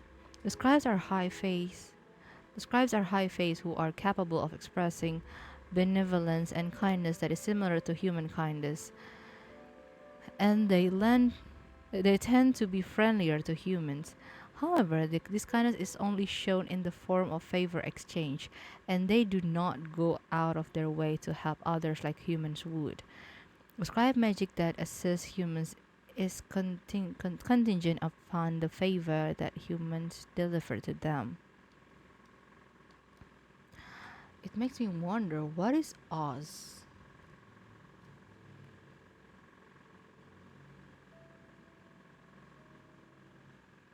What was it? Oz classification. For example, some scribe fae may use their magic to give blessings to humans who have done very special favors, or huh? Boons? Or boons for them via inheritable invisible markings such as sigils or birthmarks. I have birthmarks. Am I? I'm sorry. These blessings can last through generations. The rumored fate touch bloodlines have become so wealthy and powerful through the decades that they have been favored. However, they may also use their magic as a curse, sometimes even deadly, if they feel offended or insulted. Some scribe fairies are also prone to pranks and mischief when they are bored. Warriors fairies. The high face of the warriors faction frequently resides in groups and are territorial. They are protective of their troops and tend to be unfriendly towards outsiders, especially if they come from described faction or human. They will huh? smite anyone who interferes with their groups. Humans entering their territory, even if accidentally, may face elimination through the warrior's offensive magic. Okay. Although fairy warriors typically remain within their own kind and seldom venture beyond the boundaries of the fairy realm, they are known for their aggressive temperament and volatile disposition. Caution is strongly advised when encountering and interacting with those beings. Parasitic fab. I'm about to say fabrics, holy crap. Parasitic fairies. Fairies with limited magic consistently need to feed off other source of energy, mostly drained from humans such as blood, hormones, emotions, and life force. However, the mechanism and rates huh, which this training process occurs are greatly varied. There you go. So I'm not crazy. So I'm not crazy. I was about to think like, am I crazy? Am I seeing things? I was about to say that because 6 fingers was quite like, what? Am I crazy? That kind of things, you know. Notable incident: changeling.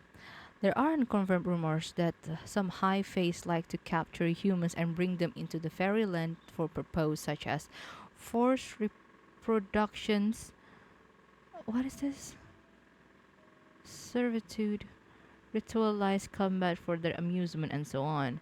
Wait, okay. I I don't know if it's okay to mention this, but this reminds me of a story, a trilogy from Holly Black. The the Folk of Air. If I wish there are more people, there are more bookworms here, but so in the Folk of Air, these things happened as well. The High Fae likes to capture humans, allure them to to the fairyland, and like hypnotize them, put them under a spell, and make them their servant, or to reproduce with them, because I mean, I don't know about that and Phyology universe, but in Holy Black universe, I don't know if it's like if it's the same. Still, I still like kind of learning, kind of want to learn about Fae, but in the Folk of Air, it is said that humans are good for reproduction for fairies, for fays. So when I read this, I was like, wait, hold on. My nerd side is. They're bubbling up. Hold on. I wish there are more people who already read the Folk of Air appear in my chat. I need to talk about it, guys. Okay, calm. Anyway, me nerding out. Okay. Apa tadi sampai mana? Oh, the amusement and so on. The fairies leave changelings behind to mask their absence. A changeling is composed of several fae, typically of the parasitic type, magically transformed to look almost exactly like an abducted human. Due to complexity of the fae magic required to create a changeling, the enhance. Huh? What is this one? Huh? Enhancement? No. No, it's not enhancement. I don't know about this one. I don't know this one right. Almost always goes Ari. Anomalies common among changelings include an extra finger or an extra toe. Nearby heat conductors such as small metallic objects Leave all. Huh? Huh? I'm so sorry, guys. What is this? Oh god, I don't know. I cannot read that one. Also, be known to repel or to warp the magic creating changelings.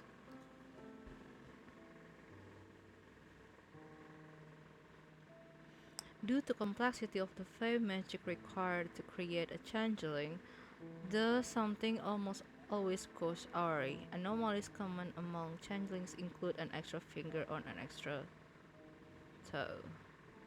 Changeling is composed of several Fae, typically of the parasitic type, magically transformed to look almost exactly like an abducted human. Okay.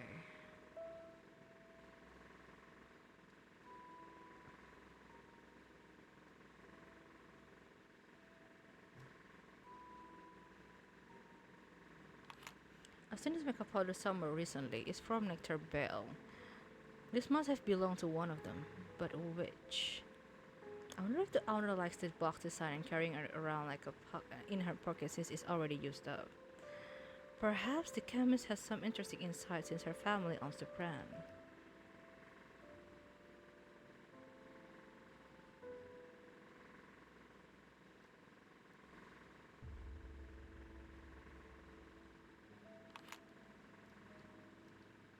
Huh? Wait, what? What was that sound? What was that sound?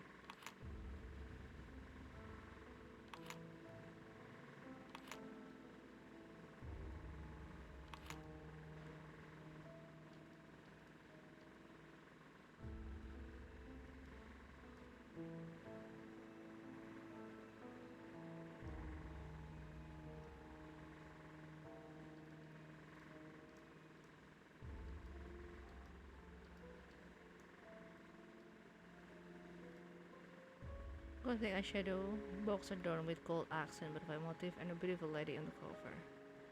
That's it.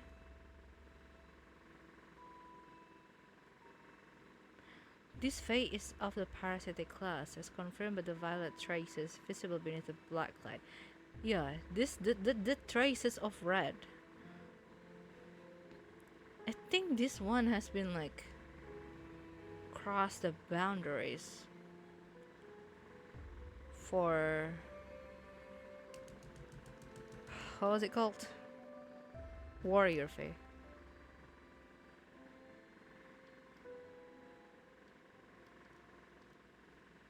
There is nothing for the rings yet. Hold on.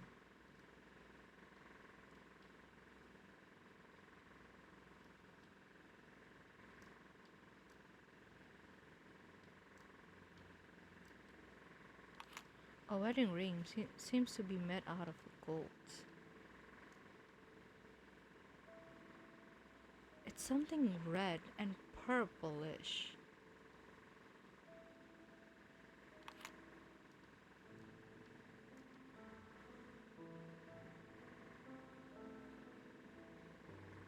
Is that it? Hello?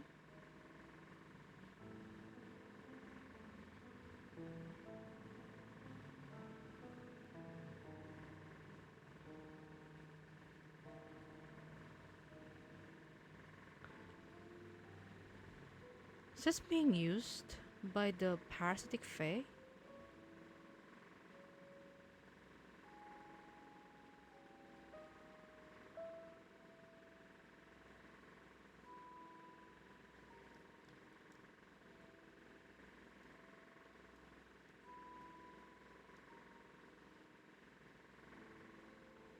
Yeah, this one.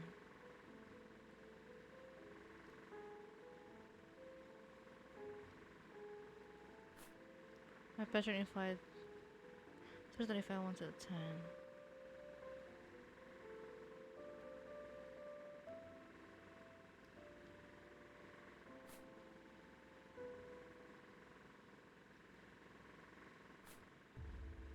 Nothing else.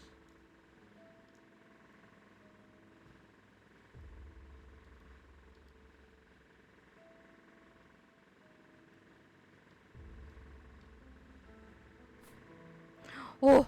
Sorry. That was loud. Sorry, guys. Something is in her on her hand. What is that? Something blue? Hyphae?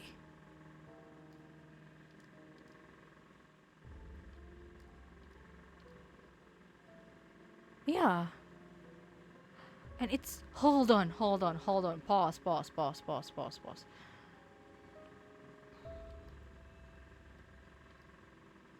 Was it this one? I believe it's this one, right?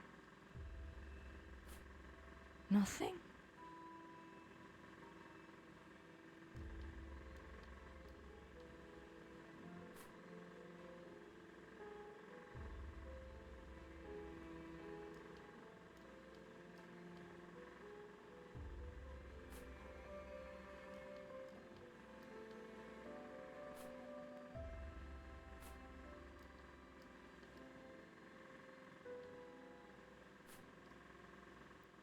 On their hands. Which? The markings. Wait, what? Both of them? Wait, both of them? Hold on. Hold on. Hold on. Hold on. Wait, what?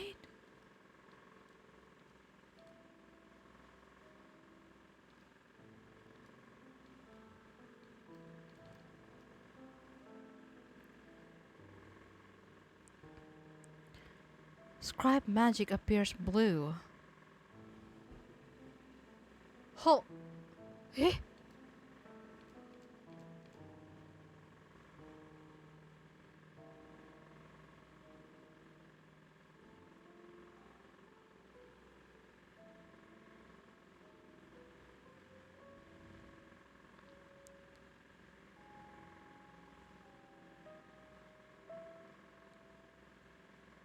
Nearby, heat conductors such as small metallic objects have also been known to repel or to warp the magic creating changelings. Heat conductors, metallic objects. Does ring counts? Ring's supposed to count, right? Is it not?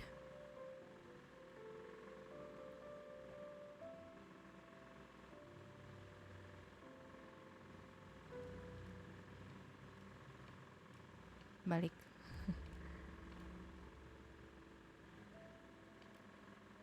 See, it's from the second victim, this one.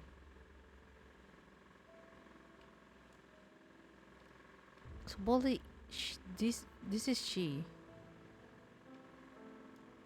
But hold on, wait, pause. She has markings with blue. Blue markings on her left hand. But her rings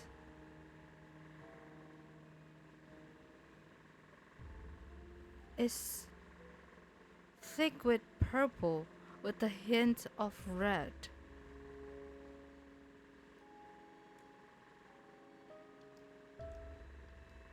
Huh?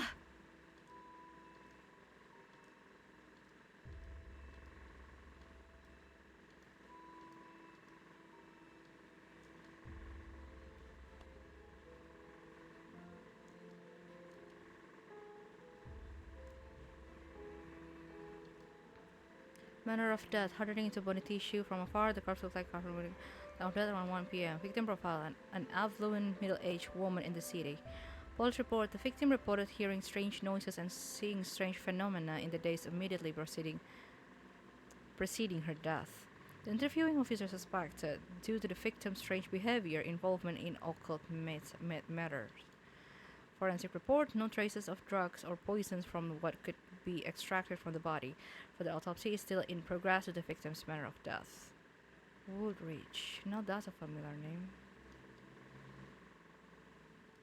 Started. Think so. Yep.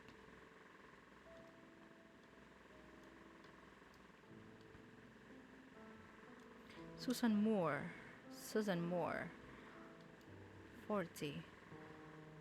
The other one is 51, right? Manner of death, refusing to drink anything but her own. What?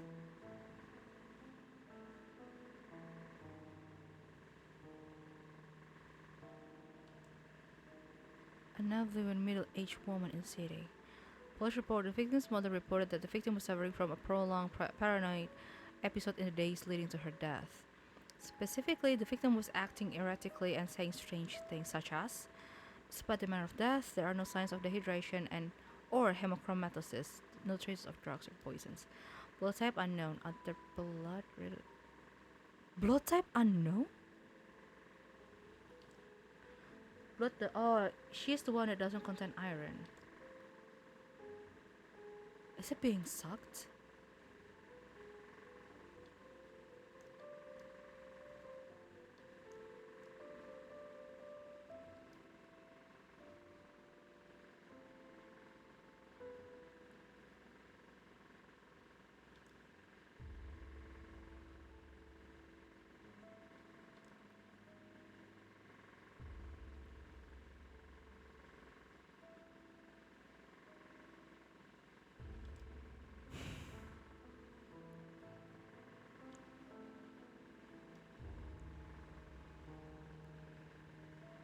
All fairy kind seems to be weak against iron, although a small amount of iron, such as in meat and blood, does not seem to ward off fairies.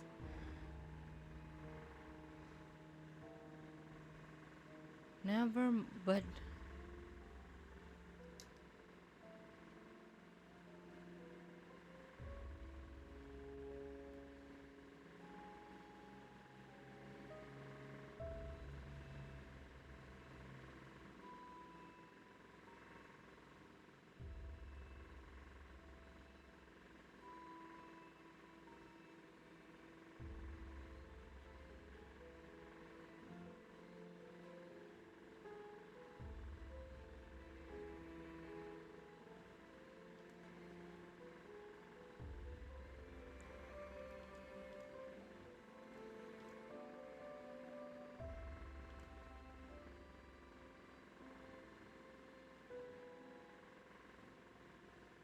I'm so sorry if I'm being so quiet, guys. I am like a lot of things going on in my head right now.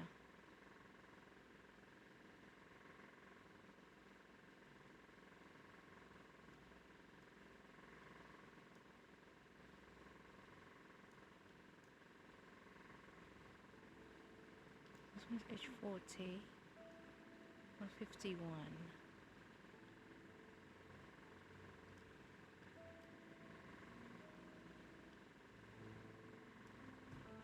Edna Niblet, 64 years old. What? Gnawing her own fingers down to the bone. An affluent middle-aged woman in the city, a friend of the victim, reported that she visited the victim's residence to drop off an invitation shortly prior to the victim's death. The friend also wanted to check on the victim's well-being, as she had allegedly been extremely at the party the night before.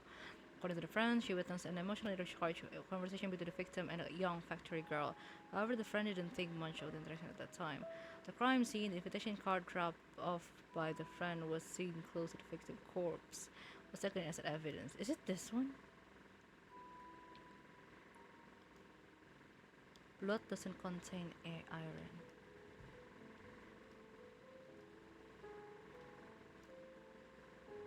This one.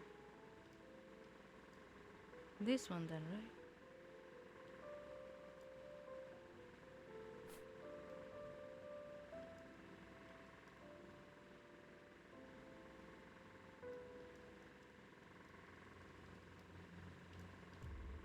Oh wait, no.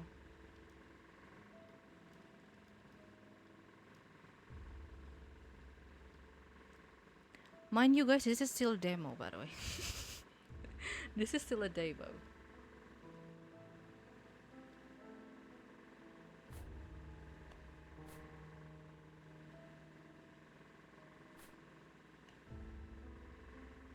Nothing here.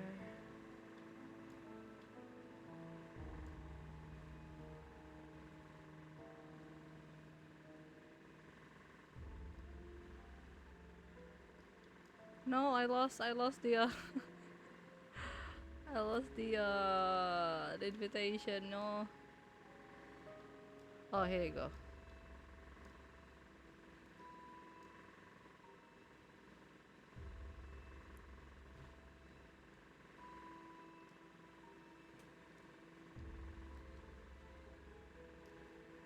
Mary Hatcher, 19 years old.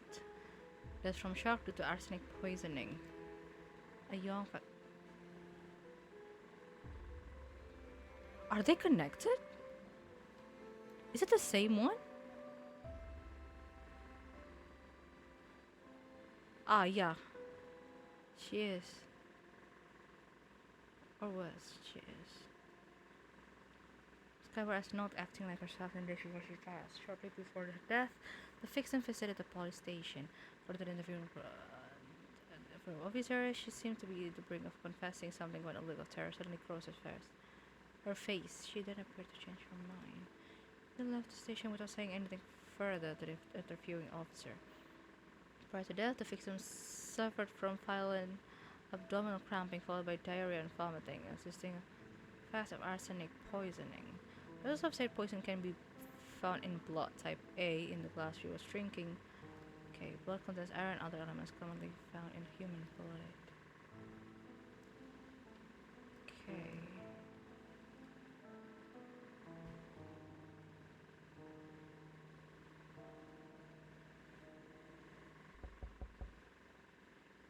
A knock on the door makes me glance out from my desk. I realize the sun has set while I've been absorbed in the investigation. Also, towards smart guys, don't forget to hydrate, and shrimp. If you have some munchies with you, go have some munchies. Poster tracks. Come in. My assistant enters the office. The driver has arrived to drop off the blood samples, and she wants to talk to you. Already? Yes, so just out the door. I must say I'm pleasantly surprised at her work speed. Alright, send her in. Minnie nods. She returns to the reception area. Dr. Florence Revord enters. It has been only 3 days since she has worked at this university, but she has proven her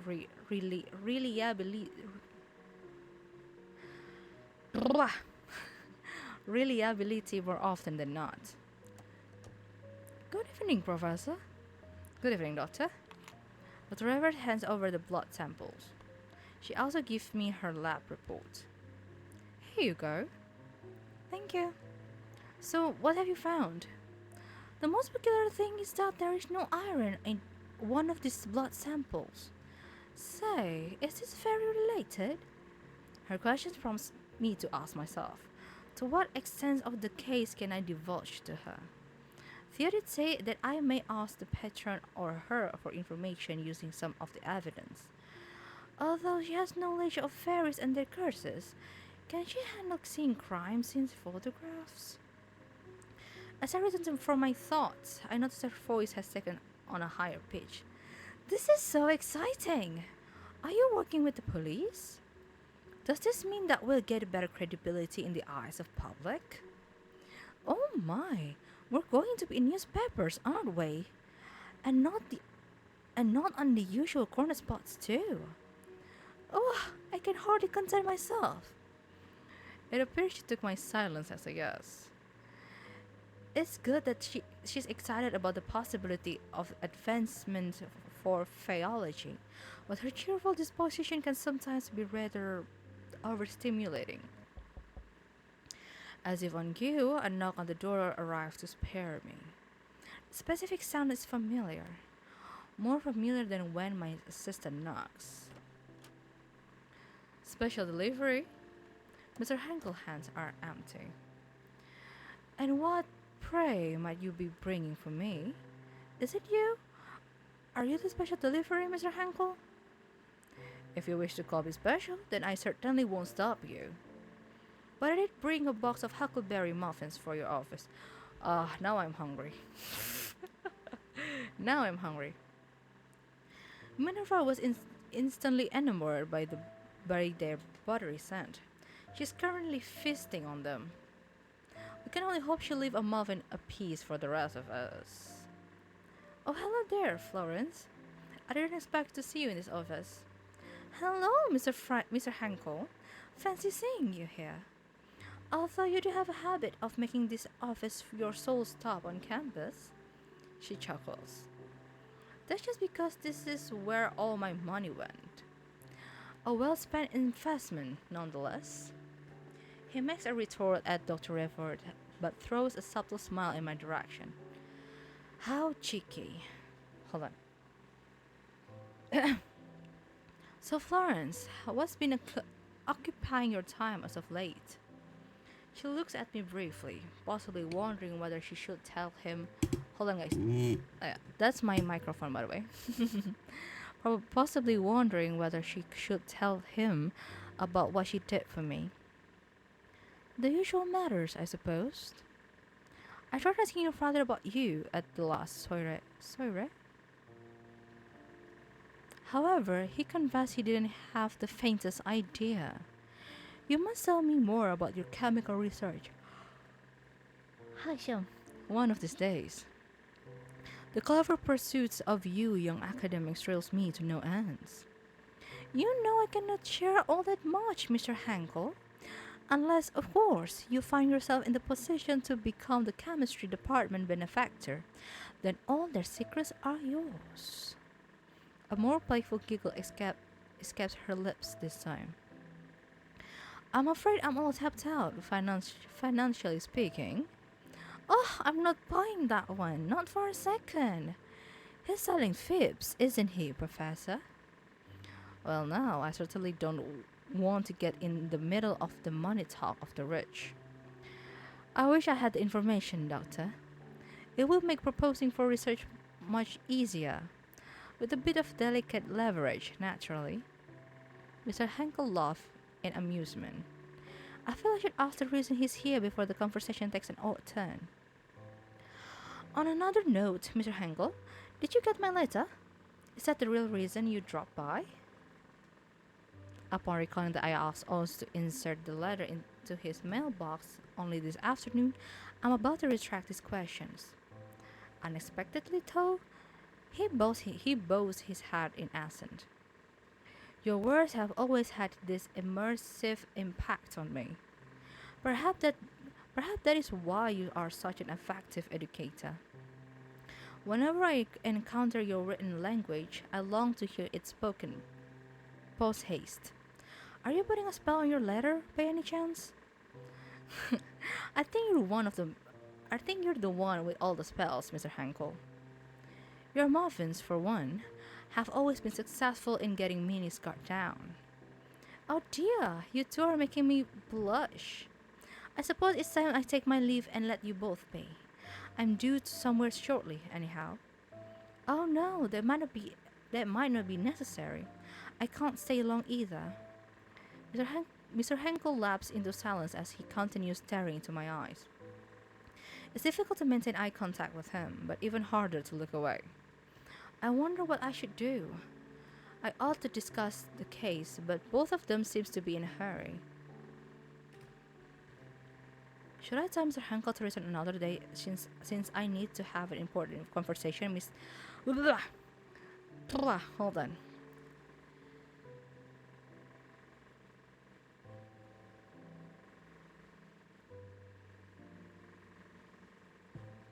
Should I tell Mr. Henkel to return another day since I need to have an important conversation with Dr. Rayward right away?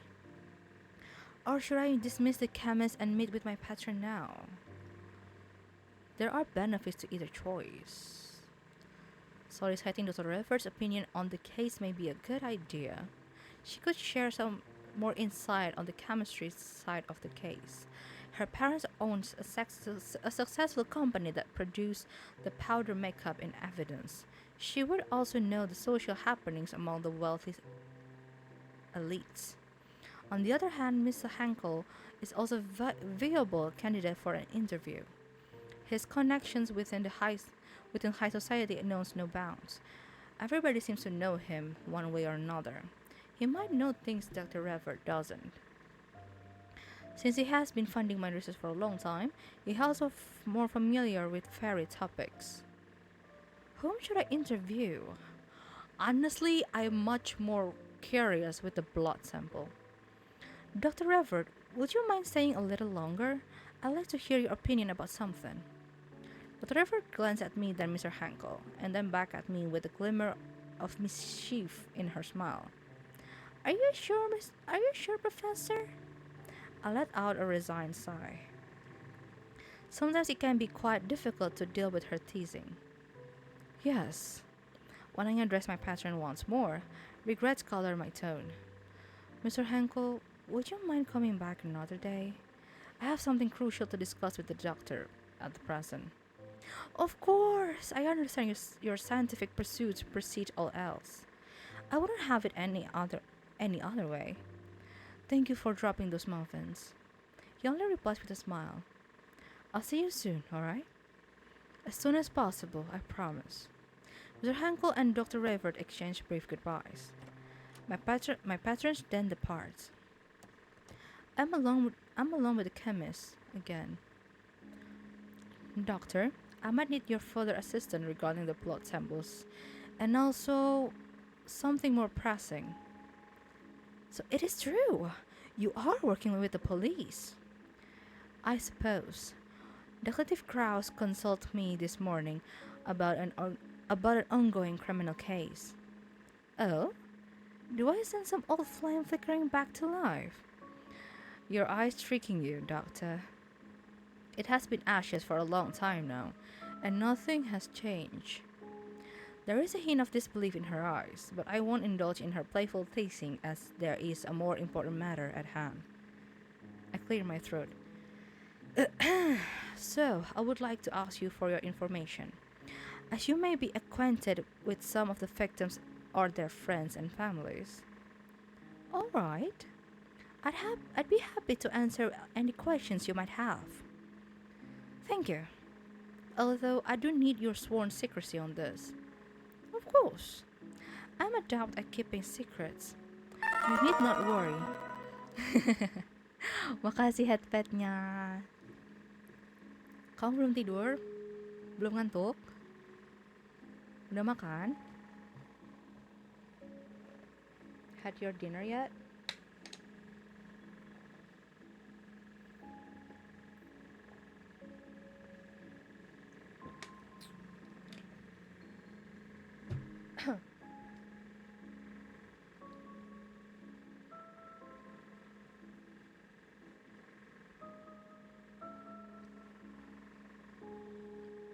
You need not worry.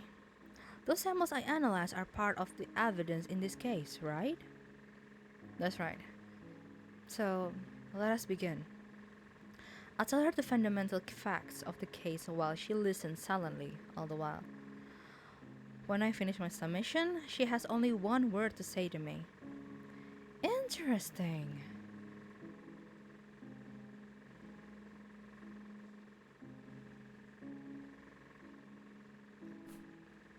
There is no sound to be heard as she stared at the photograph for a little while.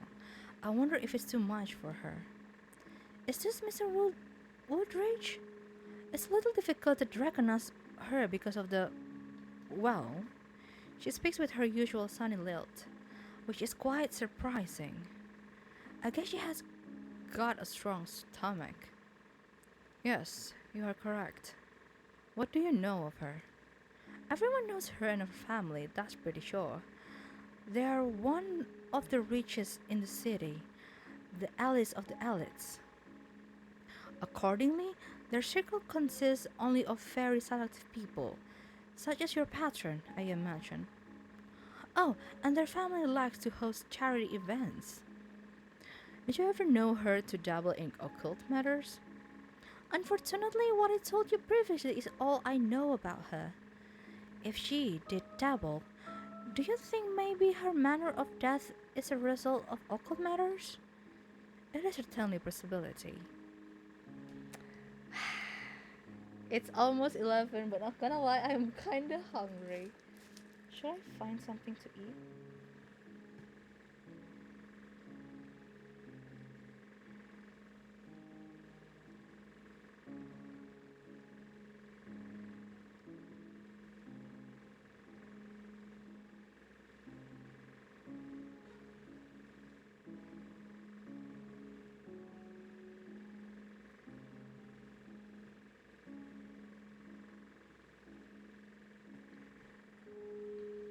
Hold on, guys.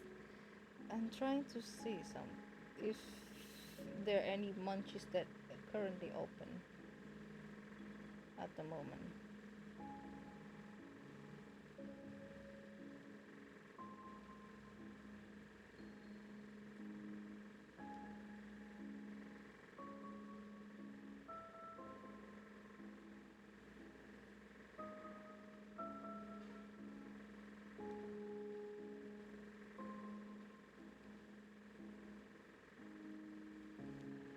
Hmm.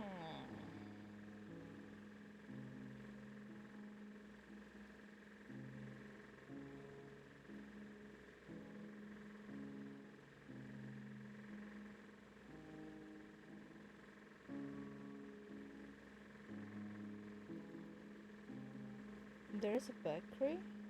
Ooh.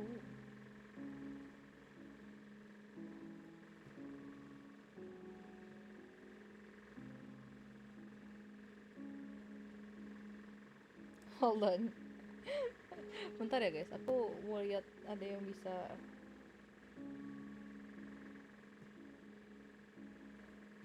Aku pesan apa enggak?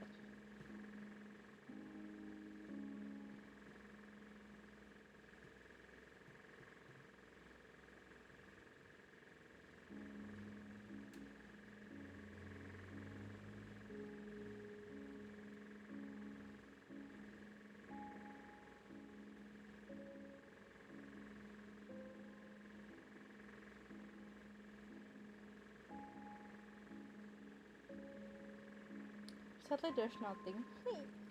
It's okay. I might whip up something later. Okay, let's continue. I kinda. Wait, hold on. Mrs. Moore! She seems to recognize the victim quite fast. We've met once or twice at a clothing store and exchanged a few pleasantries. Occasionally, I would see her and her husband at various dinner parties as well. They were a lovely couple. Okay. Oh, yes, I know her, although I can't seem to recall her name. Mrs. Niblet? That's right. I saw her quite often at the auction, only going for rare coins. Oh?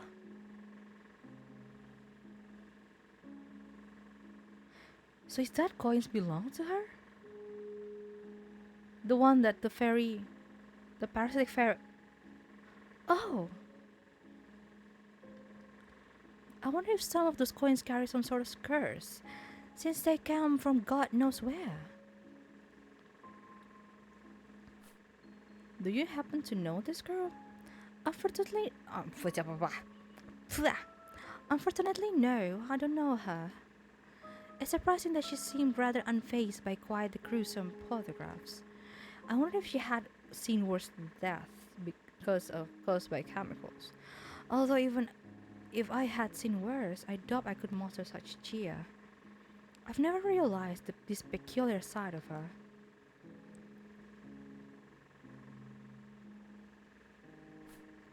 This is a family photograph of the Woolridge.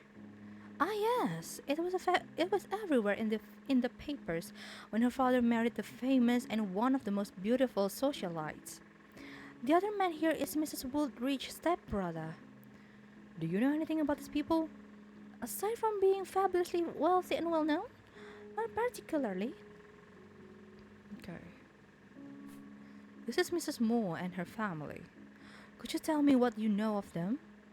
Well, I've heard that when Mrs. Moore's biological parents passed away, she was adopted by her parents' trusted employees, from whom she received a lot of love. These employees couldn't have children, you see. Her biological parents left her a substantial inheritance which she received when she came of age. Then she was married, out of love, to a wealthy entrepreneur. They were hand in hand wherever they went. It's a sad thing. Her luck seemed to slip away just when she needed it the most. Dr. Everett seems to know more about Miss Moore than she let on earlier. While she sounds quite sympathetic, I can somehow sense a hint of jealousy in her voice. Hmm. Why oh why, I wonder.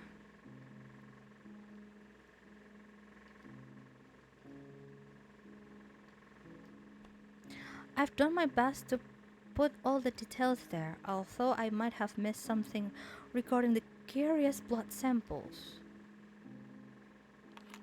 Ah, yes, the most intriguing piece of evidence. It's weird, isn't it, that it doesn't contain iron at all. Even though it looks just like human blood, I knew it. Not to mention the high percentage of phosphorus, which let me know if it ended up being a very, after all. Only if I'm allowed. Is there any insight from chemistry as to why there would be no iron in a red colored blood? Sadly, no. I'm just as puzzled myself. So there's a chance that this one is not human's blood. Which means one of these victims are not human.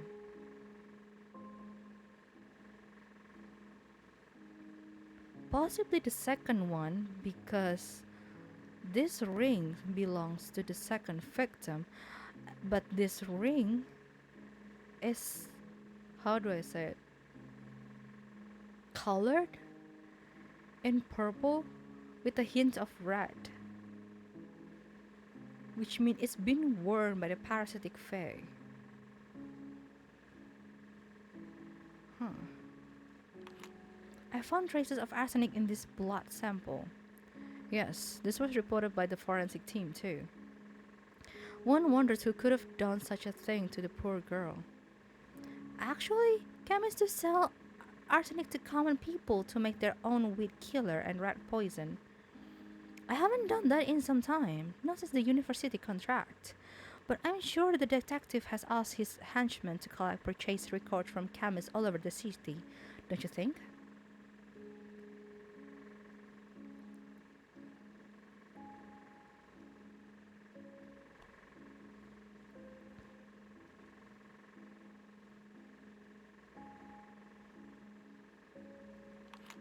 My, are you proposing to me, Professor? I'm afraid my heart still belongs to my late husband. I can hear sorrow seeping through her peppy voice. Quietly, I slip the ring back into the box. Okay, so you cannot ask a lot of things, huh? A dead bug is part of the evidence, so she doesn't know about that. Ah, my parents' greatest achievements! It's one of the things I wanted to ask you, Doctor. I don't know much about makeup. How popular is this powder among high society? The powder has been the craze lately among the upper class, since my parents have successfully gotten Mary Pickford to do its advertisement. Well, I'll be. Okay, I think that's all. This is tomorrow's gala. I'll not be going there since the opera is playing. I didn't know you're into opera, Doctor. My late husband and I used to go there for one of our date nights. Sadness leaks her sail. I hadn't the faintest she'd been married before. Speaking of which, I spotted Detective Krauss at the Met during last month's performance. He appeared to be enjoying the opera, accompanied by an attractive, tall, blonde woman. It was quite an unexpected sight. I never took him for an admirer of opera. Well, that's a new one to me. Okay. I have no further questions. I believe I have enough information for now. Is that so? Well, alright. Earlier, you mentioned you had prior arrangement, so I won't keep you any longer. Thank you so much for your time. You've been incredibly helpful. It's no problem. Don't hesitate to reach out if you require anything else. I give her a brief nod. Dr. Evers then departs from my office. I'm alone again, but not for long. My assistant pops into the office. Professor, I'm heading home soon. Is there anything else I can do to help? No, I'll be perfectly fine. I think I'll stay and work for a bit longer. Okay. See you tomorrow, Professor. Have a safe trip home. Upon wishing me the same, Minnie leaves.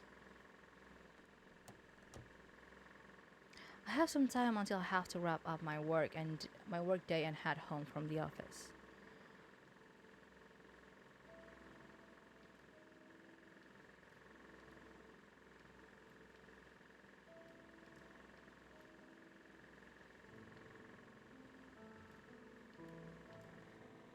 Is there anything that need to be added here?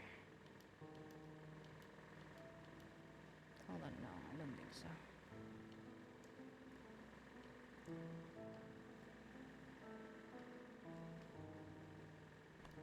This is the first lab report on the blood samples. The content is quite similar to the forensic report. Well, elements similarly found in human blood, such as phosphorus, carbohydrates, and some proteins, are found in the third victim's blood. It doesn't contain iron. Moreover, the amount of phosphorus found is in a higher percentage than that in human blood, making it possible for this to be the blood of a fairy. Yeah, I need to untrim and hydrate actually. Hold on. I'm gonna hydrate first.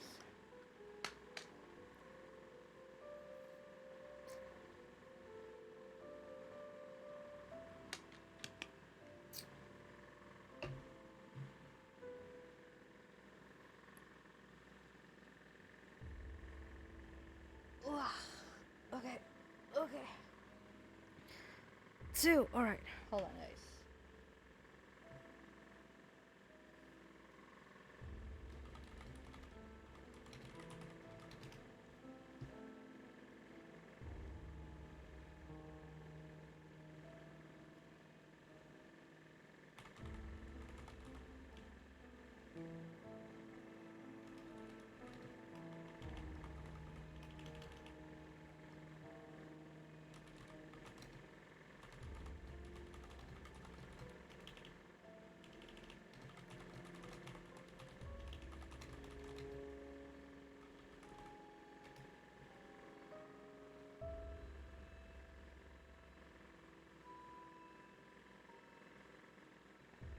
Okay, I have untrim and hydrates.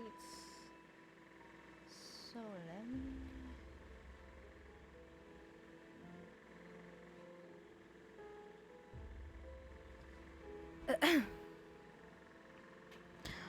Okay, this one I've read that one. The fourth victim's blood appeared to be normal human's blood, with iron present. Traces of arsenic are also found. Although there is some new information, I had expected the report to be more detailed. Then again, I did ask her to finish it as soon as possible, and she delivered. Okay. There's no way, right? Yeah, there's no way.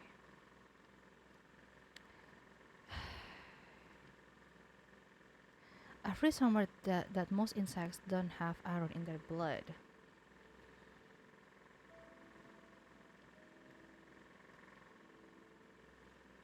See? I knew it.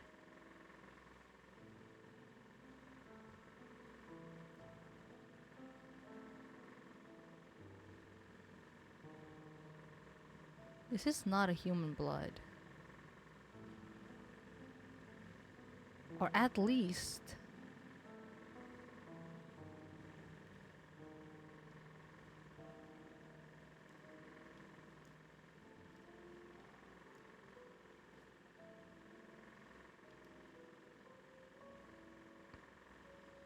Edna Niblets. Edna Niblets. Edna Niblets. Edna Niblets. Third victim. But this one belongs to the second victim. Which is weird.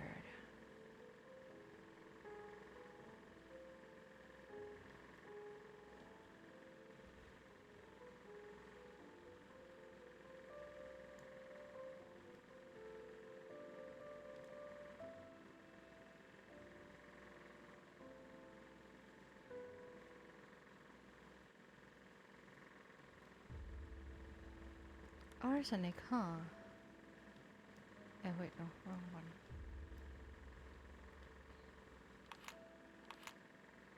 There's nothing here. That's all.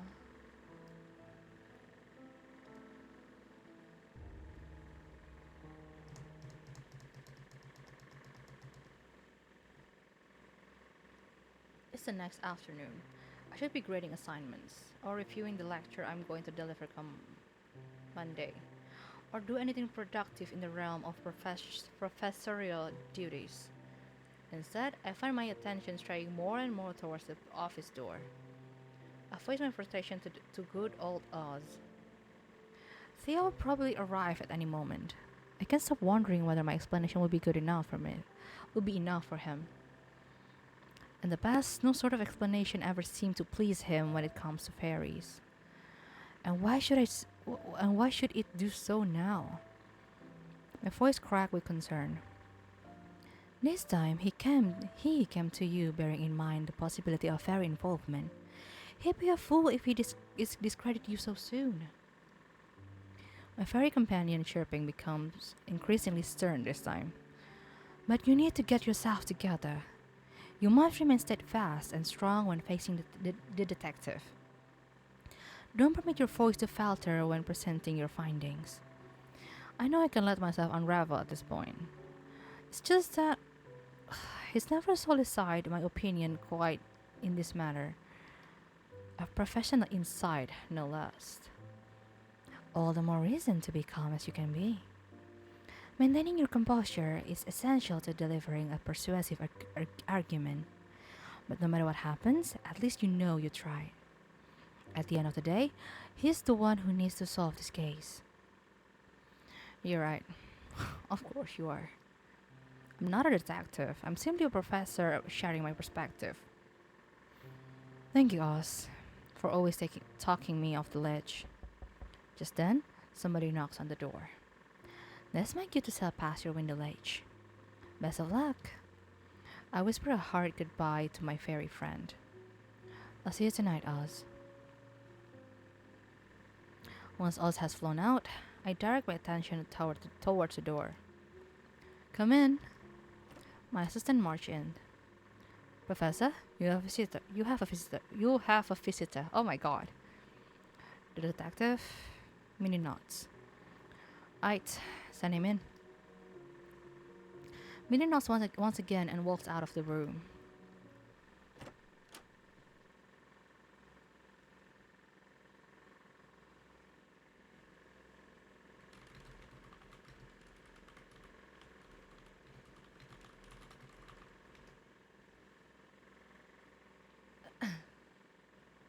Hold on.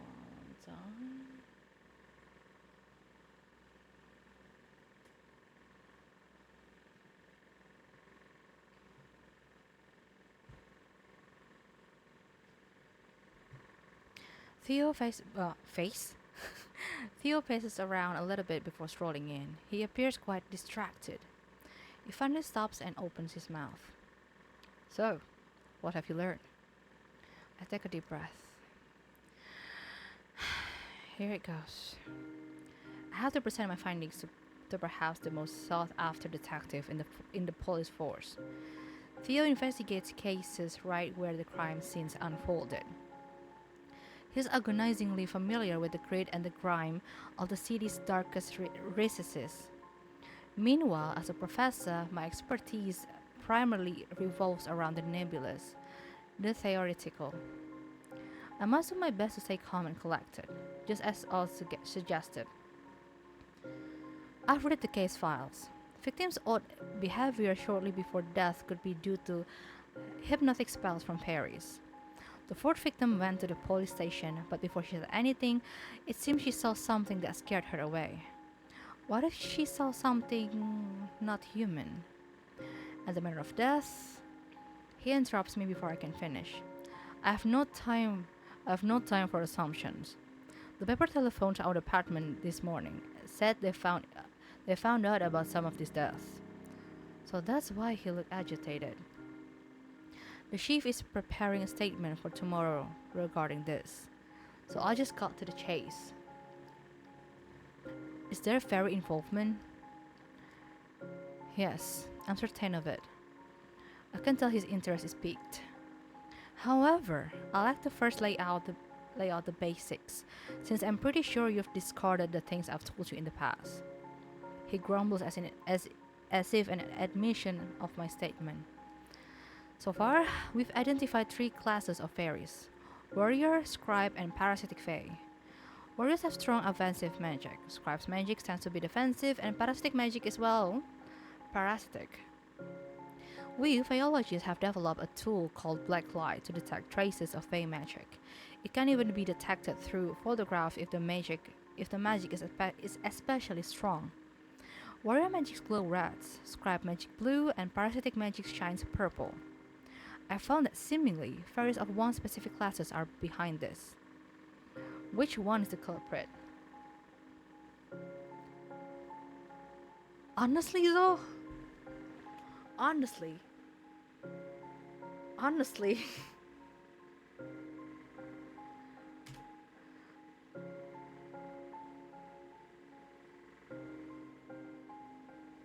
not gonna lie, I think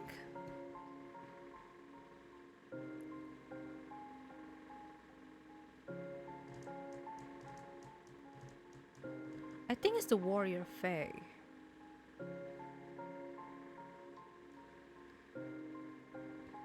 They are one of the warrior class. What is the evidence?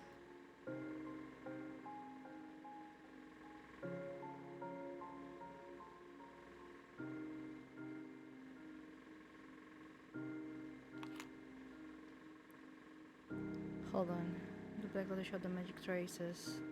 You see there's a glow of purple and red under the black light. How did the purple trace, or parasitic magic as you say, have a part in this? How did the purple traces, or parasitic magic as you say, have a part in this?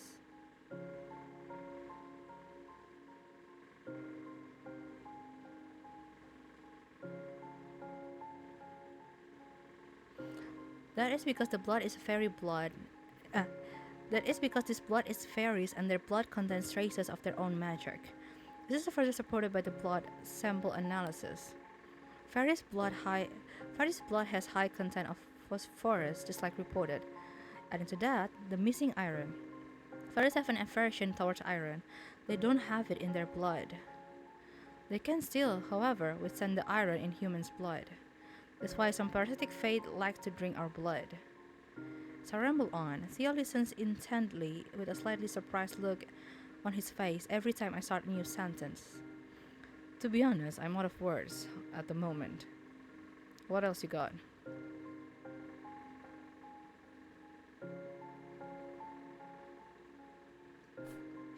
How does this prove war involvement?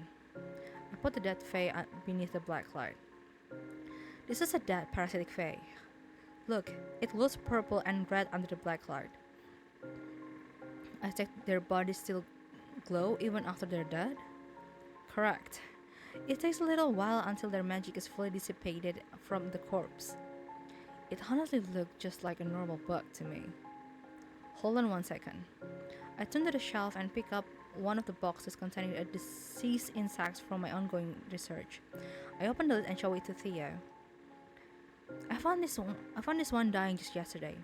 It died shortly after. Swiftly, I put it beneath the black light. The normal one doesn't glow, you see. Theo's expression is a blend of amusement and bewilderment. Quite interesting. And how does it end up here?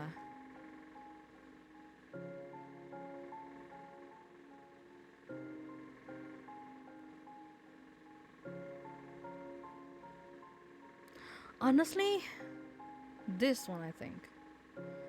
A failed transformation magic. It's a parasitic fate that got wrapped in by a coin due to a transformation magic going awry. The coin in the evidence turned into this when I put it under a black light long enough, essentially revealing what it really was. So the third victims, Mrs. Niblet. What about her? Mr. Henkel says she has her numerous coin collection displayed in all the room in her house. That particular coin must have been nearby when she met her fate. I can see a feeling of unease reflected in Theo's expression as he stared at me. I need a moment to digest all this.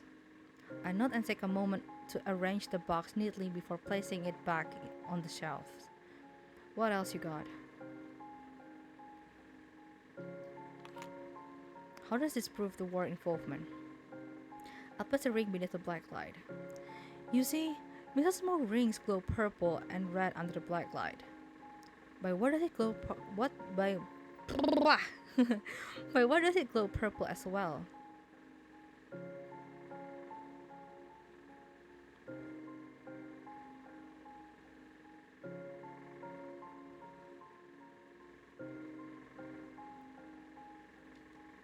It's a parasitic fade that got wrapped by a ring. Small metallic objects are known to be repel or warp fairies when the transformation magic goes awry. But how do you know for sure that this one is parasitic fae? He asked a good question. Normally, the body of parasitic fae will be revealed under black light. Yet this one is just a ring, no matter how long I hold the black light on top of it. I think I must have missed something. There appears to be strong evidence pointing towards warrior involvement. Based on what you've shown me, the parasitic fairies are one way or another connected to the manner of killing. But you also haven't told me how the warrior's fairies killed the victim. Give it to me straight. How do you figure the murders were carried out?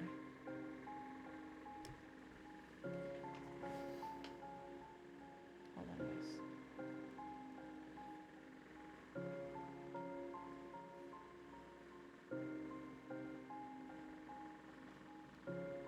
Warriors directed parasitic underlings to sap life, causing acidification and assassination. Warriors, changelings.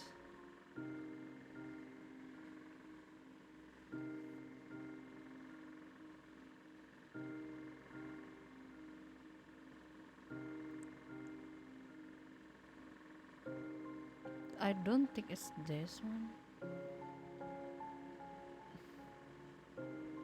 But this is like the most. Like, it's offensive.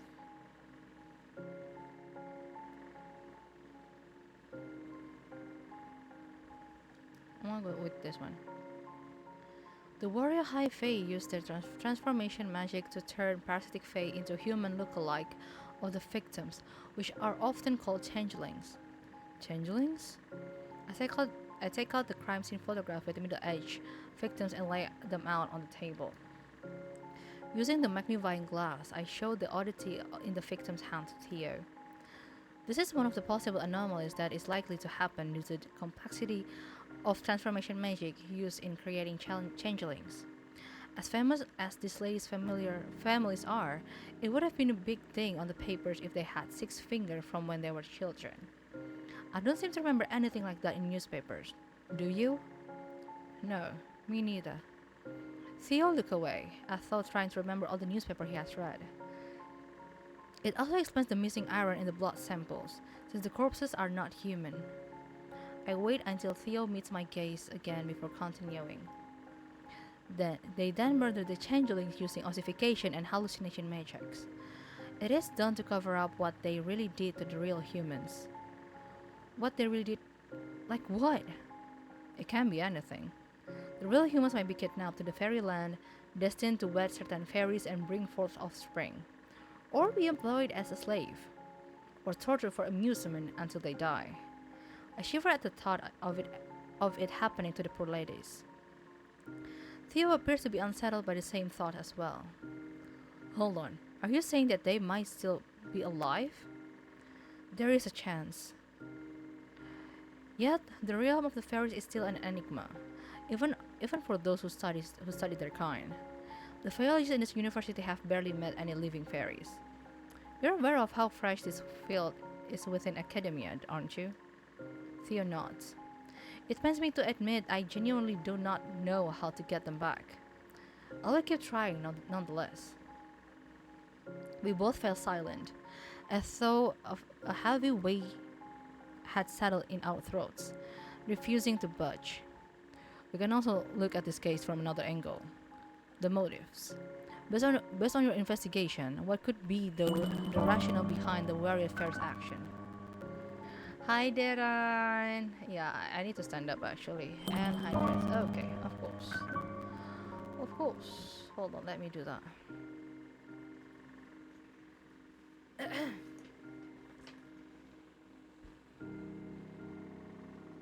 I am standing up, by the way.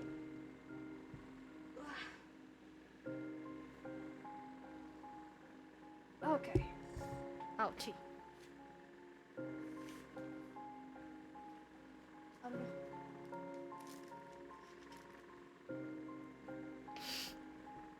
Iya, oke. Iya, oke, Darren.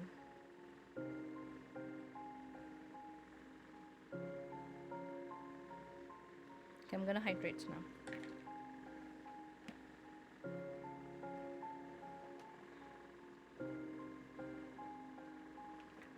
Cukup, Darren, cukup. Enough.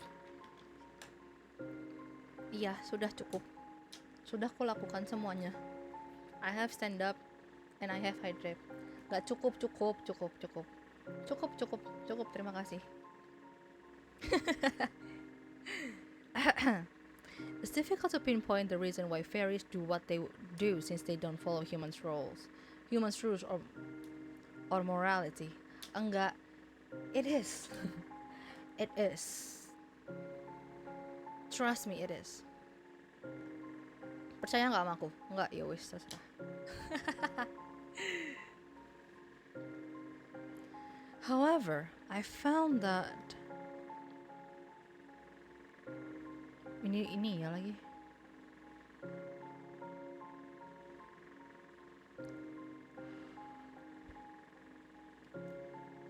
The three middle-aged are blessed by scribe face, shown by the sigils on one of their hands. I say as I hover the black light on top of the family photographs, one by one. I mentioned before that especially strong magic can be seen even through photographs. Yes, I remember. He answered while taking the black light out of my hand and checking the sigils himself. Two sigils light up on Mrs. Woodridge family photographs and one on Mrs. Moore's. This sigils is a sign of being blessed by one of the scribe Vey, usually given when someone has done a very special boon for a scribe. It gives good fortune and is passed down through generations. As you know, the middle-aged victims and their families are old rich families that have stayed on top for many decades. That's how strong the magic is. Mrs. Moore was adopted. That's why it's only her who has it. Her late biological parents hailed from a distinguished and affluent lineage. Theo points at the face in Mrs. Woodridge photographs, and he's the biological father, while the other two are step family. I nod at him. I am positively sure that should we check into Mrs. Niblet's family photograph, she and her children will display the same sigils. I'll see what I can do. Oh, and it's also meant as a warning for others not to harm the marked human.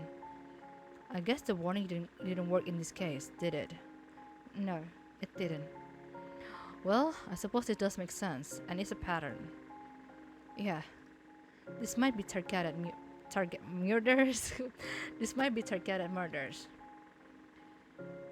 He then casts a glance my way with an air of satisfaction around him, and breaks into a smile. Good job. My, considering how rarely he gives commendations, this sounds like a compliment of a lifetime. I can feel my confidence is going through the roof. Thank you. Lastly, what have you found on the poor girl Mary Hatcher? Any connection to fairies? The chemist's report is similar to the case files. The blood is normal human blood, traces of arsenic. I didn't find any signs of fairy magic from the evidence. She mentioned that you might already be collecting purchase records from chemists all over the city. That's right. We're still investigating whether someone has a link to the girl. I see. The chemist's parents owns a what?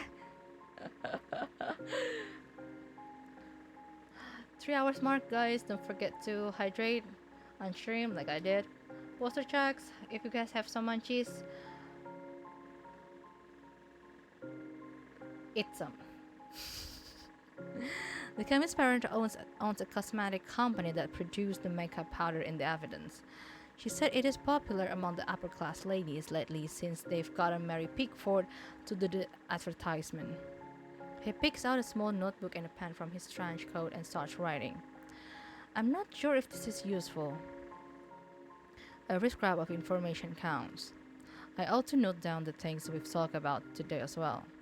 Your finding really threw me for a loop. I forgot to take a note. Of course, take your time. While Theo is writing, I tidy up my desk and put the evidence back into the box.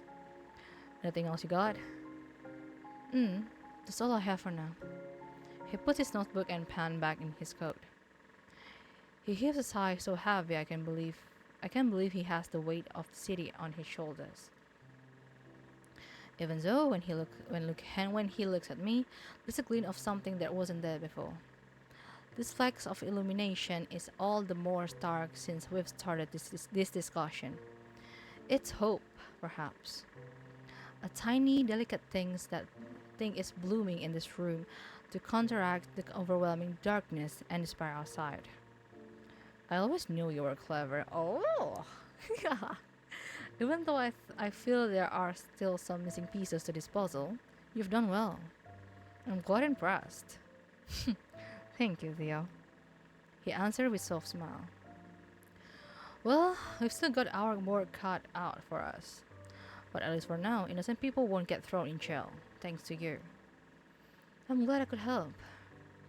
Now, I just need to confess the chief and the papers. Thing is, I might have to bring up your name in my report. I can't predict how the papers will handle this, but it's possible they'll mention you and FAEOLOGY. This is good for your field, of course, but it could draw unwanted, dangerous attention your way. I'll be fine, Theo. I can protect myself. This is what the field needs. Indeed, you're more than capable of taking care of yourself. I know that very well. I do appreciate you worrying over me. Theo's concern seems to fade, and he lets out a sigh of relief. Well, this day's certainly been a ride. He glanced at his wristwatch. I've still got time until I have to get back to the station. Fancy a drink with me? Oh, let's go! You can tell me more about fairies. I'll listen with way less judgment this time. Just like I promised. Sure. Would you mind waiting until I finish grading a few assignments? It will take 10 minutes at most. Go ahead. I focus my attention on the assignments. There's a minute of companionable silence. Scribbling of my pen is the only noise audible. Theo then speaks. You know what should we toast? You know what should we toast to when we drink? What? We should toast to being a good team. Oh, we're a team, are we? Are we? Or at least we should be. Your knowledge of the fairies is exactly what we need to make sense of all this mess. And it's not just that. Your talent for investigation is as impressive as they come. If you act as a consultant in a high-profile case like this, you'll be handsomely compensated, of course. Imagine what those funds could do for your biological research. So, what do you think? Would you ever consider joining the investigation in an official capacity? I'll consider it. Wow! Ah! Oh wait, I didn't get the screenshot. Oh short. Oh no! Ending number 1, Detective Duo. Hey! Yatta! Yeah. It's another afternoon in the office. My patron has stopped by to discuss a research project that I've been considering. Now that biology might get increased credibility, especially with the police, I think we should examine the prevalence of strange deaths caused by fairies. Don't you think, Mr. Henkel? The police might agree to help us collect data. I'm not sure about that. It would take time for the police to trust us to that extent. Besides, wouldn't it be more pressing to focus your research on where you're faced? We have to talk. Before I can respond, 2 individuals suddenly barged into my office. Sorry, I tried to stop him, but I couldn't. Even though I've told him you're in a meeting right now. That's okay, Minnie. You can let me handle this. If you say so, Professor. Let's go! Oh! Minnie grumbles at Theo as she walks out. Minnie! What's eating you, Theo? Theo doesn't so much glance at Mr. Hankel. He unfurls a rolled up newspaper from the inner pocket of his coat. He hands it to me. Oh, oh no. At a glance, I can see the phrases fairies are real, as a food, and fairies killing humans spelled out in bold, oversized letters. As I begin reading, my patron peers over my shoulder to read as well. It is not the chief statement that made the front page. It's another bizarre murder, and this time, the victim is a beloved celebrity. She danced until her body gave out. Wait, that is scary. They wrote out all the excessively grisly details connected to her death. Moreover, the reports surrounding the other homicides have been thoroughly sensationalized and exaggerated. They've depicted fairies as evil enemies of mankind, and in some parts, they even insinuate the war between beings is brewing. Reading all of this makes my heart sink and my stomach churn. I need to put the paper down for a moment. This is truly awful. I've already checked the crime scene. The details of this latest incident look similar to what we've uncovered from the previous murders. Given everything, I'd say Fairy is definitely in the picture here. Though it's still hard to make heads or tails of all this. It's very difficult to grasp their motives, but judging by the methods and frequency, I have to say this is significant. Something big might be going on the line of the fairies. As the conversation unfolds, Mr. Henkel appears to be deeply in thought. I need you to check something really quick. Theo gives me a photograph of the celebrity. Knowing exactly what he wants, I retrieve the black light from my drawer and examine the photograph closely. Both Theo and Mr. Henkel peek over my shoulder to see. A sigil, the same one as the other three victims had. I suppose we can now establish that these are targeted murders. I nod at him. For some reason, Mr. Henkel is nodding with me. Although the fourth victim, Mary Hatcher, doesn't have the sigil, does she? Did you find anything more about it? Theo shakes his head, leaving behind a troubled look. Hiya, Jushi. I don't think I can do that for now, as this is a full English visual novel and this is a mystery. So I don't have the brain to translate that. Hi, how are you? It's been so long. Are you well? Are you feeling better now? Nobody in the purchase record has a strong link to the girl. We're asking around here and there. The girl was a saint. Everybody loved her. Her squabble with Mrs. Niblet is the strongest lead we have. A striking realization dawns upon me. What if a fairy transformed into a human and purchased the poison? What? They can do that? Suddenly, Mr. Henkel's familiar voice fills the room after his long stretch of silence. Oh yes, detective. Although when a fairy shifts into human shape, they cannot assume the identity of someone already living. Your culprit may well be a name on the list, but one that doesn't truly exist. I give it a nod in agreement with his words, feeling slightly proud that my patron is reading all the knowledge this university has to offer. I'm with you all the time, girls. I always sit in your heart all the time. Not mine, actually. Not mine, dear. I'm so sorry. Aja sih. Dah aja. Theo flinches at Mr. Henkel's input, clearly having dismissed him as part of the furniture. He then scoffs. Theo! All I get from Theo is a shrug. Surprisingly, he turns toward the patron. From what I've come to understand, fairy magic is more than capable of doing the killing. They have no need for poison. But I won't discard the possibility. Mr. Henkel only replies with a smile. Well, that's certainly a rare occurrence. Theo goes back to ignoring Mr. Henkel and talks directly to me. I should mention that I've gotten permission for you to check the crime scene. Come with me tomorrow. I'll see what I can do. Alright, I've got to go. I'm leaving the newspaper here. There are more articles about FAEOLOGY that you should read. Without so much as a word of goodbye to Mr. Henkel, Theo turns and leaves. I pick up the paper again and continue reading, while Mr. Henkel silently reads alongside me. The field of FAEOLOGY is indeed mentioned quite markedly, but its loyalty to humankind is under scrutiny.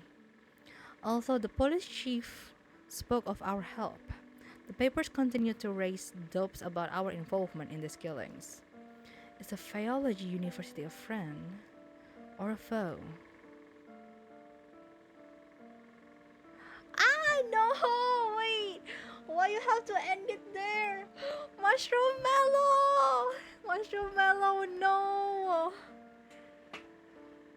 Oh my god.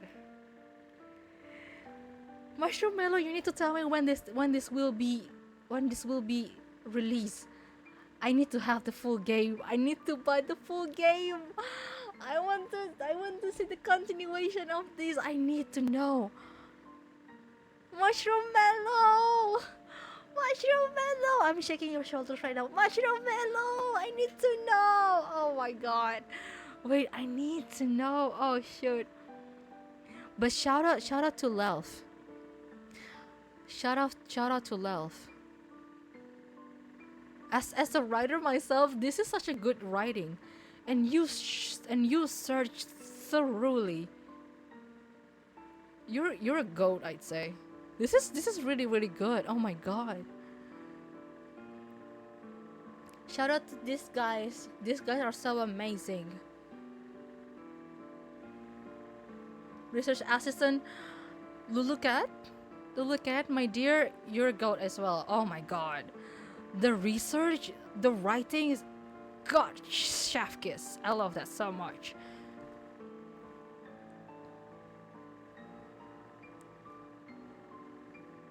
Shout out to Mushroom Mellow. Oh my god. Oh my god. I need to know the continuation. I cannot. When will you guys be released? Oh my god, I need to know.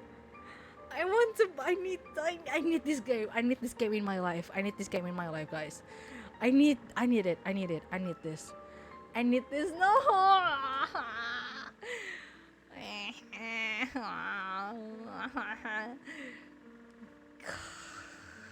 Oh my god. Oh god, for the love of god. Oh my god. I need this game. I need this game so much. I already put it on my wish list. Since the first day. Since they introduced the game to me, I already put it on my wish list. If you guys do love face and mysteries and being detective, you guys should too wishlist this on Steam. Shout out to Mushroom Mellow and their research team, narrative designers, writers, programmers, illustrator, everyone in the team. You guys are rock. You guys are goated. This is so good. I'm looking forward for the full game. Really seriously. Aku udah bisa main jalan jauh kemarin dan hari ini. Oh, congratulations. I'm happy for you. I'm glad that you're doing better now. Stay healthy, everyone. Please mind your health. Rest more. Jangan memaksakan diri untuk melakukan hal-hal yang your body cannot. Nyoba-nyoba boleh. Trying to stretch your how do I say it? Your limits boleh, but still do mind your, what is it called again? Do mind your body, do mind your limits. Hold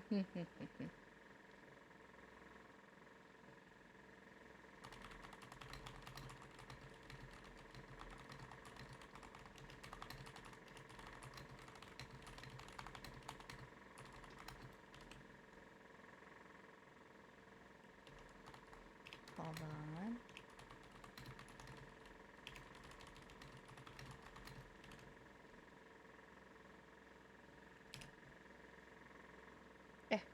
Kok aku buka ini ngapain?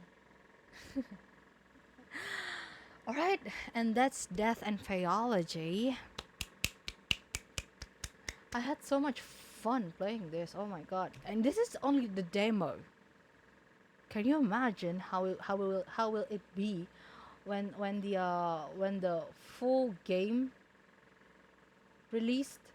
I need to know when the full game will be released. God, I need to know. But for now, let's see who can we raid.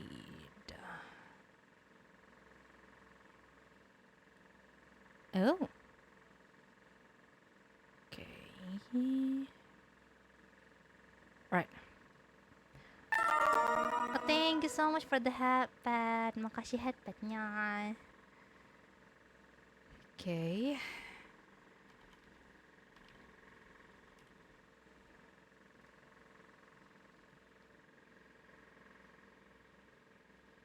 I see Bang Chris is playing Metal Gear Solid 2. So let's write to him. Let's write to Bang Chris.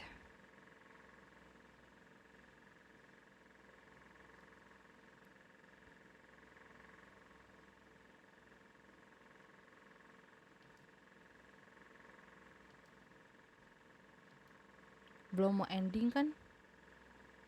Belum mau ending kan Bang Chris? No, I don't think so. Hehehe. Kayaknya Bang Chris masih akan stream. Oke. Alright, masih struggling. Okay. Alright, then thank you guys so much for tuning in. Next week, I already have some games to be prepared. I already have some games that I've prepared in my schedule. So hopefully I can meet you guys again in this reading nook of ours. For tonight, the page has been beautifully written, so your storyteller will take her leave. I wish you a pleasant night and a good rest of your day. See you guys on the next story. Also, Joe, thank you guys so much for accompanying me. Bye-bye. Wow.